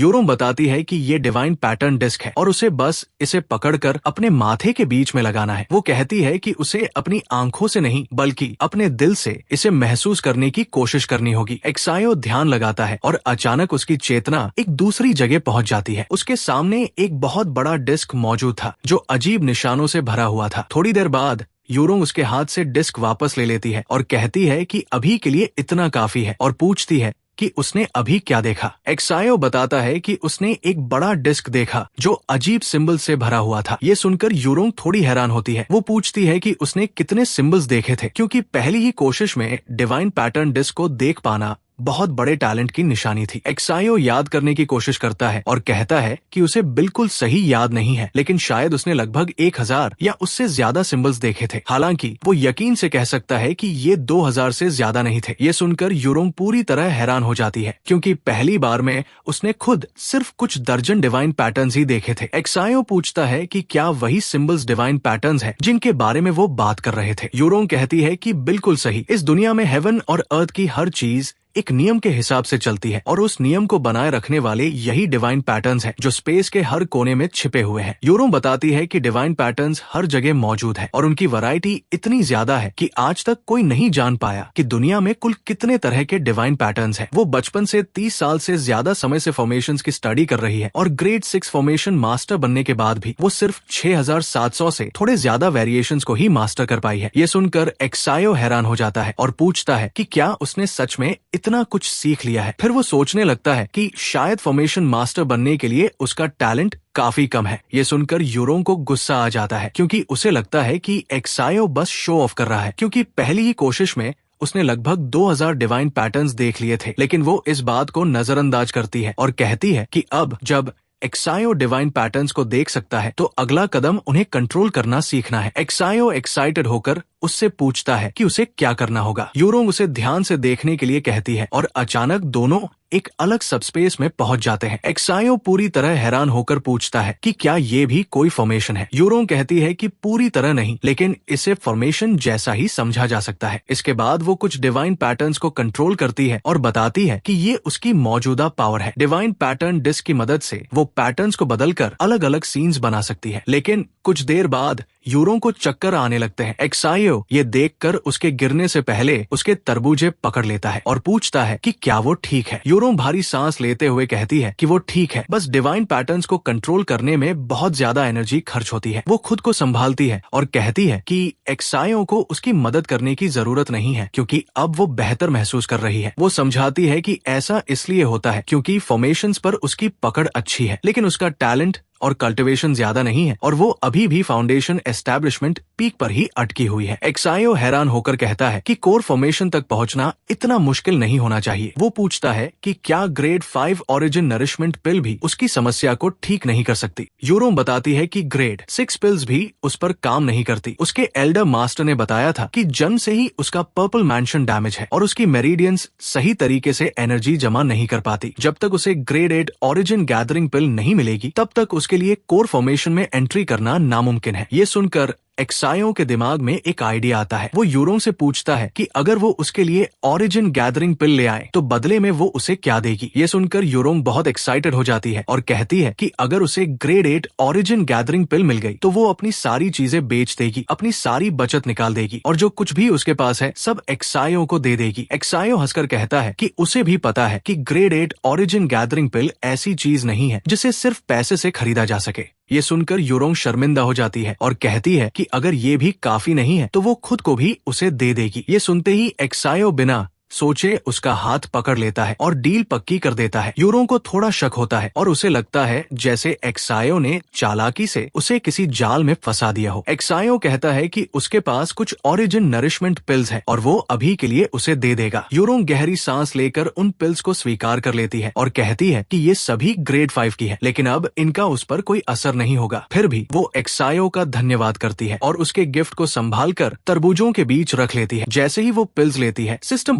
बताता है कि एक्सायो ने ग्रेड 5 ओरिजिन नरिशमेंट पिल गिफ्ट की है और उसे 200 टाइम्स रिटर्न मिला है। इसकी वजह से उसे ग्रेड 6 नरिशमेंट पिल मिल जाती है। क्योंकि उसने 3 पिल्स दी थी, इसलिए 3 अलग अलग रिवॉर्ड्स सामने आते हैं। दूसरा रिवॉर्ड 50 टाइम्स रिटर्न था, जिससे उसे ग्रेड 5 हार्ट नरिशमेंट पिल मिलती है। तीसरा रिवॉर्ड 3000 टाइम्स रिटर्न होता है और आखिरकार उसे ग्रेड 8 ओरिजिन गैदरिंग पिल मिल जाती है। एक्सायो हंसता है और सोचता है कि आखिर वो पिल मिल ही गई और अब लगता है कि उसकी सीनियर भी उसके हाथ से नहीं निकल पाएगी। अचानक जोरदार कंपन और तेज आवाज होने लगती है। एक्सायो घबरा जाता है और पूछता है कि आखिर क्या हो रहा है। यूरोंग बताती है कि ये माउंटेन प्रोटेक्शन फॉर्मेशन में कुछ गड़बड़ हुई है। वो उंगली चटकाती है और 3 लोग उसके सामने आ जाते हैं। वो उनसे पूछती है कि क्या उन्हें फॉर्मेशन के डैमेज होने की वजह पता चल गई है। उनमें से एक बताता है कि फॉर्मेशन के 3 डैमेज्ड पॉइंट्स इविल बीस्ट्स की वजह से हुए हैं। उस जगह पर इविल एनर्जी की कमजोर लहरें भी मिली है, लेकिन वो इसकी रिपोर्ट सेक्रेड ग्राउंड के कोर को दे चुके हैं और होली सन खुद इस मामले की जांच करेगा। यूरो उन्हें उनकी रिपोर्ट के लिए धन्यवाद देती है और कहती है कि उन्होंने बहुत अच्छा काम किया है, इसलिए अब वो जाकर आराम कर सकते हैं। तीनों धन्यवाद करके वहाँ से चले जाते हैं। एक्सायो पूछता है कि क्या कोई बड़ी समस्या हो गई है। यूरो कहती है कि ज्यादा गंभीर बात नहीं है, बस कुछ डीमोनिक एक्टिविटी हुई है और सेक्रेड ओरिजिन डीमोनिक सेक्ट में ऐसी चीजें आम है। एक्सायो हैरान होकर पूछता है कि जब ये डीमोनिक सेक्ट खुद एक डीमोनिक फैक्ट्री ऑन है तो इसके अंदर भी इविल एंटिटीज परेशानी क्यों पैदा करती है। यूरो समझाती है कि प्राचीन समय से जीन डब्ल्यू कॉन्टिनेंट 2 बड़ी फैक्शंस में बंटा हुआ है, ह्यूमन रेस और डीमन रेस, और दोनों एक दूसरे से बहुत नफरत करते हैं। ऐसे में सेक्रेड ओरिजिन डीमोनिक सेक्ट की पोजीशन बहुत मुश्किल हो जाती है। उन्हें डीमन रेस पूरी तरह स्वीकार नहीं करती और ह्यूमन रेस भी उन पर भरोसा नहीं करती। कौन जानता है कितने लोग उन्हें अपनी आंखों की किरकिरी समझते हैं। एक्सायो आखिरकार पूरी बात समझ जाता है, इसलिए सेक्ट के अंदर ह्यूमंस और डीमंस के बीच टकराव होना कोई अजीब बात नहीं है। दोनों वापस रहने की जगह पर लौट आते हैं और यूरोंग कहती है कि उसने अभी बहुत ज्यादा एनर्जी खर्च कर दी है, इसलिए वो ऊपर जाकर थोड़ा आराम करेगी और उसके बाद एक्सायो को आगे की ट्रेनिंग देगी। एक्सायो कहता है कि कोई समस्या नहीं है और वो आराम से आराम कर सकता है। ऊपर जाने से पहले यूरोंग उसे चेतावनी देती है कि वो नीचे कहीं भी घूम सकता है, लेकिन ऊपर वाले फ्लोर पर बिल्कुल नहीं आ सकता। एक्सायो सिर्फ मुस्कुराता है और सोचता है कि ज्यादा समय नहीं लगेगा जब यूरोंग खुद उसे ऊपर बुलाएगी, लेकिन फिलहाल वो इस बात को छोड़ देता है क्योंकि उसे भी थोड़ा आराम करना था। वो अपने कपड़े उतारकर गर्म झरने में उतर जाता है और सोचता है कि सेक्रेड ओरिजिन डीमोनिक सेक्ट के डिसाइपल्स सच में जिंदगी जीना जानते हैं, क्योंकि हर जगह हॉट स्प्रिंग मौजूद है। वो अपना सिस्टम खोलकर देखता है और पता चलता है कि उसके पास अभी भी 7 मिलियन स्पिरिट स्टोन्स हैं, लेकिन उसकी कल्टीवेशन के लिए ये बिल्कुल भी काफी नहीं है। सिर्फ फाउंडेशन एस्टेब्लिशमेंट 6th स्टेज तक पहुंचने के लिए उसे 100 मिलियन से ज्यादा स्पिरिट स्टोन्स चाहिए होंगे। हालांकि 3 एल्डर्स और जिक्शुन उसके पीछे खड़े थे, इसलिए लॉन्ग टियान शंख खुलकर कुछ करने की हिम्मत नहीं करेगा, लेकिन अंधेरे में वो कोई चाल जरूर चल सकता है। इसलिए एक्सायो को जितनी जल्दी हो सके और ज्यादा मजबूत बनना था। वो ऊपर की तरफ देखता है और सोचता है कि उसकी शुरुआत यूरोंग से करनी चाहिए। जैसे ही वो सीढ़ियों की तरफ बढ़ता है, अचानक एक मैजिक सर्कल प्रकट होता है और कई हथियार उसकी तरफ निशाना बना लेते हैं। अंदर से यूरोंग पूछती है कि आखिर वो क्या करने की कोशिश कर रहा है। एक्सायो कहता है कि वो बस ऊपर क्या है ये जानने के लिए क्यूरियस था। साथ ही वहाँ से आने वाली खुशबू भी काफी अजीब है, इसलिए उसे गलत समझने की जरूरत नहीं है। दूसरी तरफ नहाते हुए यूरोंग पीछे मुड़कर कहती है कि उसे अच्छी तरह पता है कि एक्सायो क्या सोच रहा है। वो साफ कह देती है कि किसी भी हालत में वो ऊपर नहीं आ सकता। ऊपर वाला फ्लोर कई लेयर्स के फॉर्मेशन से सुरक्षित है और नेसेंट सोल रियल्म का कल्टिवेटर भी जबरदस्ती अंदर आने में मुश्किल महसूस करेगा। तभी एक्सायो ग्रेड 8 ओरिजिन गैदरिंग पिल की बोतल खोल देता है और कहता है कि उसकी सीनियर गलत सोच रही है। उसे लगता है कि वो ना सिर्फ ऊपर जाएगा बल्कि यूरोंग खुद उसे ऊपर बुलाएगी। जैसे ही यूरोंग उस पिल की खुशबू महसूस करती है, वो तुरंत बाहर आ जाती है और एक्सायो के पास पहुंच जाती है। उसकी नजर ग्रेड 8 ओरिजिन गैदरिंग पिल पर टिक जाती है, जबकि एक्सायो किसी और चीज को देख रहा था। यूरोंग उसका हाथ पकड़कर पूछती है कि उसे ये पिल कहाँ से मिली और जल्दी से उसे दिखाने के लिए कहती है, लेकिन एक्सायो पीछे हट जाता है। फिर यूरोंग अपना तरीका बदलती है और प्यारी आवाज में उसे पास आने के लिए कहती है। वो उससे रिक्वेस्ट करती है कि उसे पिल को ध्यान से देखने दे, क्योंकि वो सिर्फ ये कंफर्म करना चाहती है कि ये असली है या नहीं। एक्सायो कहता है कि वो देख सकती है लेकिन छू नहीं सकती, क्योंकि कहीं वो इसे एक ही बार में खा गई और बाद में बोल दिया कि ये नकली थी तो वो कुछ साबित नहीं कर पाएगा। यूरोंग कसम खाती है कि जब तक एक्सायो इजाजत नहीं देगा वो पिल को हाथ भी नहीं लगाएगी, लेकिन कसम खाते समय उसका तौलिया गलती से गिर जाता है। वो शर्माते हुए कहती है कि ये जानबूझकर नहीं हुआ और एक्सायो से मजाक बंद करके उसके साथ ऊपर आने के लिए कहती है। जैसे ही यूरोंग सीढ़ियां चढ़ती है, एक्सायो उसके पीछे जाता है और हंसकर कहता है कि आखिर उसने सच में उसे ऊपर बुला ही लिया। कुछ समय बाद ऊपर वाले कमरे में पहुंचकर एक्सायो उसे पिल दिखाता है और पूछता है कि अब उसका देखना खत्म हुआ या नहीं। यूरोंग ध्यान से जांच करके कहती है कि इसमें कोई शक नहीं है कि ये असली ग्रेड 8 ओरिजिन गैदरिंग पिल है। वो ये मौका खोना नहीं चाहती थी, इसलिए एक्सायो के करीब आकर कहती है कि वो उसकी कोई भी कीमत देने के लिए तैयार है। एक्सायो कहता है कि उसे पैसों की कमी नहीं है। तभी उसे एक बहुत अच्छी खुशबू महसूस होती है और वो पूछता है कि ये खुशबू कहाँ से आ रही है। यूरोंग एक पौधे की तरफ इशारा करती है और पूछती है कि क्या वो इस प्लांट के बदले पिल का सौदा करेगा। एक्सायो कहता है कि वो उसका फायदा उठाने की कोशिश कर रही है, क्योंकि सिर्फ अच्छी खुशबू वाला ऑर्चिड ग्रेड 8 ओरिजिन गैदरिंग पिल के बराबर नहीं हो सकता। तब यूरोंग बताती है कि ये कोई साधारण ऑर्चिड नहीं है, इसका नाम इमॉर्टल ब्लू गैनोडर्मा है, जो एक बेहद दुर्लभ स्पिरिचुअल हर्ब है। उसके पिता ने एंशिएंट सीक्रेट रियल्म की खोज करते समय इसे पाया था, जब वो उसके लिए ओरिजिन गैदरिंग पिल ढूंढ रहे थे। एल्डर फन डोंग ने खुद इसकी जांच की थी और बताया था कि ये ग्रोथ स्टेज में मौजूद ग्रेड 8 स्पिरिचुअल हर्ब है। अगर ये पूरी तरह मैच्योर हो जाए तो शायद स्पिरिचुअल हर्ब की कैटेगरी को भी पार करके एक प्राइसलेस ट्रेजर लेवल हर्ब बन सकती है। ये सुनकर एक्सायो हैरान हो जाता है। मौका देखकर यूरोंग कहती है कि अगर वो ट्रेड स्वीकार कर ले तो वो साथ में 50 मिलियन स्पिरिट स्टोन्स भी दे देगी। एक्सायो सोचता है कि असल में सिर्फ ये हर्ब ही उस पिल के बराबर है, लेकिन यूरोंग की बेचैनी देखकर उसे लगता है कि वो इससे थोड़ा और फायदा उठा सकता है। वो कहता है कि हर्ब की कीमत बहुत ज्यादा है, लेकिन इसे ट्रेजर लेवल तक पहुंचाने में बहुत ज्यादा रिसोर्सेज और समय लगेगा। शायद सैकड़ों साल इंतजार करने के बाद भी वो इसे मैच्योर होते हुए नहीं देख पाएगा। ये सुनकर यूरोंग परेशान हो जाती है और मानती है कि एक्सायो सही कह रहा है। फिर अचानक वो कहती है कि उसके पास एक और चीज है जो वो उसे दे सकती है। एक्सायो पूछता है कि आखिर वो क्या चीज है। यूरोंग अपनी तरफ इशारा करके कुछ दिखाती है। एक्सायो पर हले उसकी बात का गलत मतलब समझ लेता है, लेकिन यूरोंग शर्माते हुए कहती है कि वो गलत समझ रहा है और उसे ध्यान से देखने को कहती है। वो बताती है कि ये उसके पिता द्वारा दिया गया ग्रेड 7 डिफेंसिव धर्मा ट्रेजर है, जिसका नाम ड्रैगन टेंडन आर्मोर है। इसे ड्रैगन की टेंडन्स और स्केल से बनाया गया है। ये अपना रूप बदल सकता है और इसकी डिफेंस बेहद मजबूत है। ये कुछ समय तक नैसेंट सोल एक्सपर्ट्स के अटैक्स को भी सह सकता है। एक्सायो उस ट्रेजर को हाथ में लेकर हैरान हो जाता है और कहता है कि ये सच में बहुत कमाल की चीज है। फिर वो यूरोंग से पूछता है कि क्या वो सच में इतनी कीमती चीज उसे देने के लिए तैयार है। यूरोंग बताती है कि वो पूरे साल फॉर्मेशन वैली में रहकर फॉर्मेशंस की स्टडी करती है और लगभग कभी बाहर नहीं जाती, इसलिए उसके लिए ड्रैगन टेंडन आर्मोर का ज्यादा उसे नहीं है, क्योंकि वो ज्यादा खतरनाक सिचुएशंस में नहीं पड़ती। एक्सायो अपनी शर्ट उतारकर नया आर्मोर पहनता है और उसे धन्यवाद देते हुए कहता है कि वो इस गिफ्ट को स्वीकार करता है। यूरोंग की नजर एक्सायो की बॉडी पर पड़ती है और वो मन ही मन हैरान होती है कि एक आदमी की बॉडी इतनी शानदार भी हो सकती है। जैसे ही आर्मोर एक्सायो के शरीर के हिसाब से ढल जाता है, वो उसकी तरफ देखता है और समझ जाता है कि यूरोंग उसे देख रही थी। वो नजरें छुपाने की कोशिश करती है, लेकिन एक्सायो पहले ही ये बात पकड़ चुका था। एक्सायो सोचता है कि अब समय आ गया है कि वो जिक्शुन से मिले स्पिरिट स्टोन्स का उसे करे। वो यूरोंग को बुलाकर कहता है कि उसे उससे बहुत ज्यादा चीजें मिल चुकी हैं और उसे थोड़ा शर्म महसूस हो रहा है, इसलिए वो उसके 50 मिलियन स्पिरिट स्टोन्स वापस करना चाहता है। यूरोंग को थोड़ा शक होता है, लेकिन वो उन्हें स्वीकार कर लेती है। तुरंत सिस्टम की आवाज आती है कि एक्सायो ने 50 मिलियन स्पिरिट स्टोन्स गिफ्ट किए हैं और उसे 200 टाइम्स रिटर्न मिला है। इसकी वजह से उसे पूरे 10 बिलियन स्पिरिट स्टोन्स मिल जाते हैं। एक्सायो हंसने लगता है और कहता है कि अब उसे कल्टीवेशन रिसोर्सेज की चिंता करने की जरूरत नहीं है। एक्सायो कहता है कि उसे महसूस हो रहा है कि उसकी कल्टीवेशन आगे बढ़ने वाली है और पूछता है कि क्या उसे कल्टीवेशन के लिए कोई कमरा मिल सकता है। यूरोंग बताती है कि बस दरवाजे से बाहर निकलकर दाईं तरफ चला जाए, वहाँ एक कमरा है। वो हैरान होती है क्योंकि एक्सायो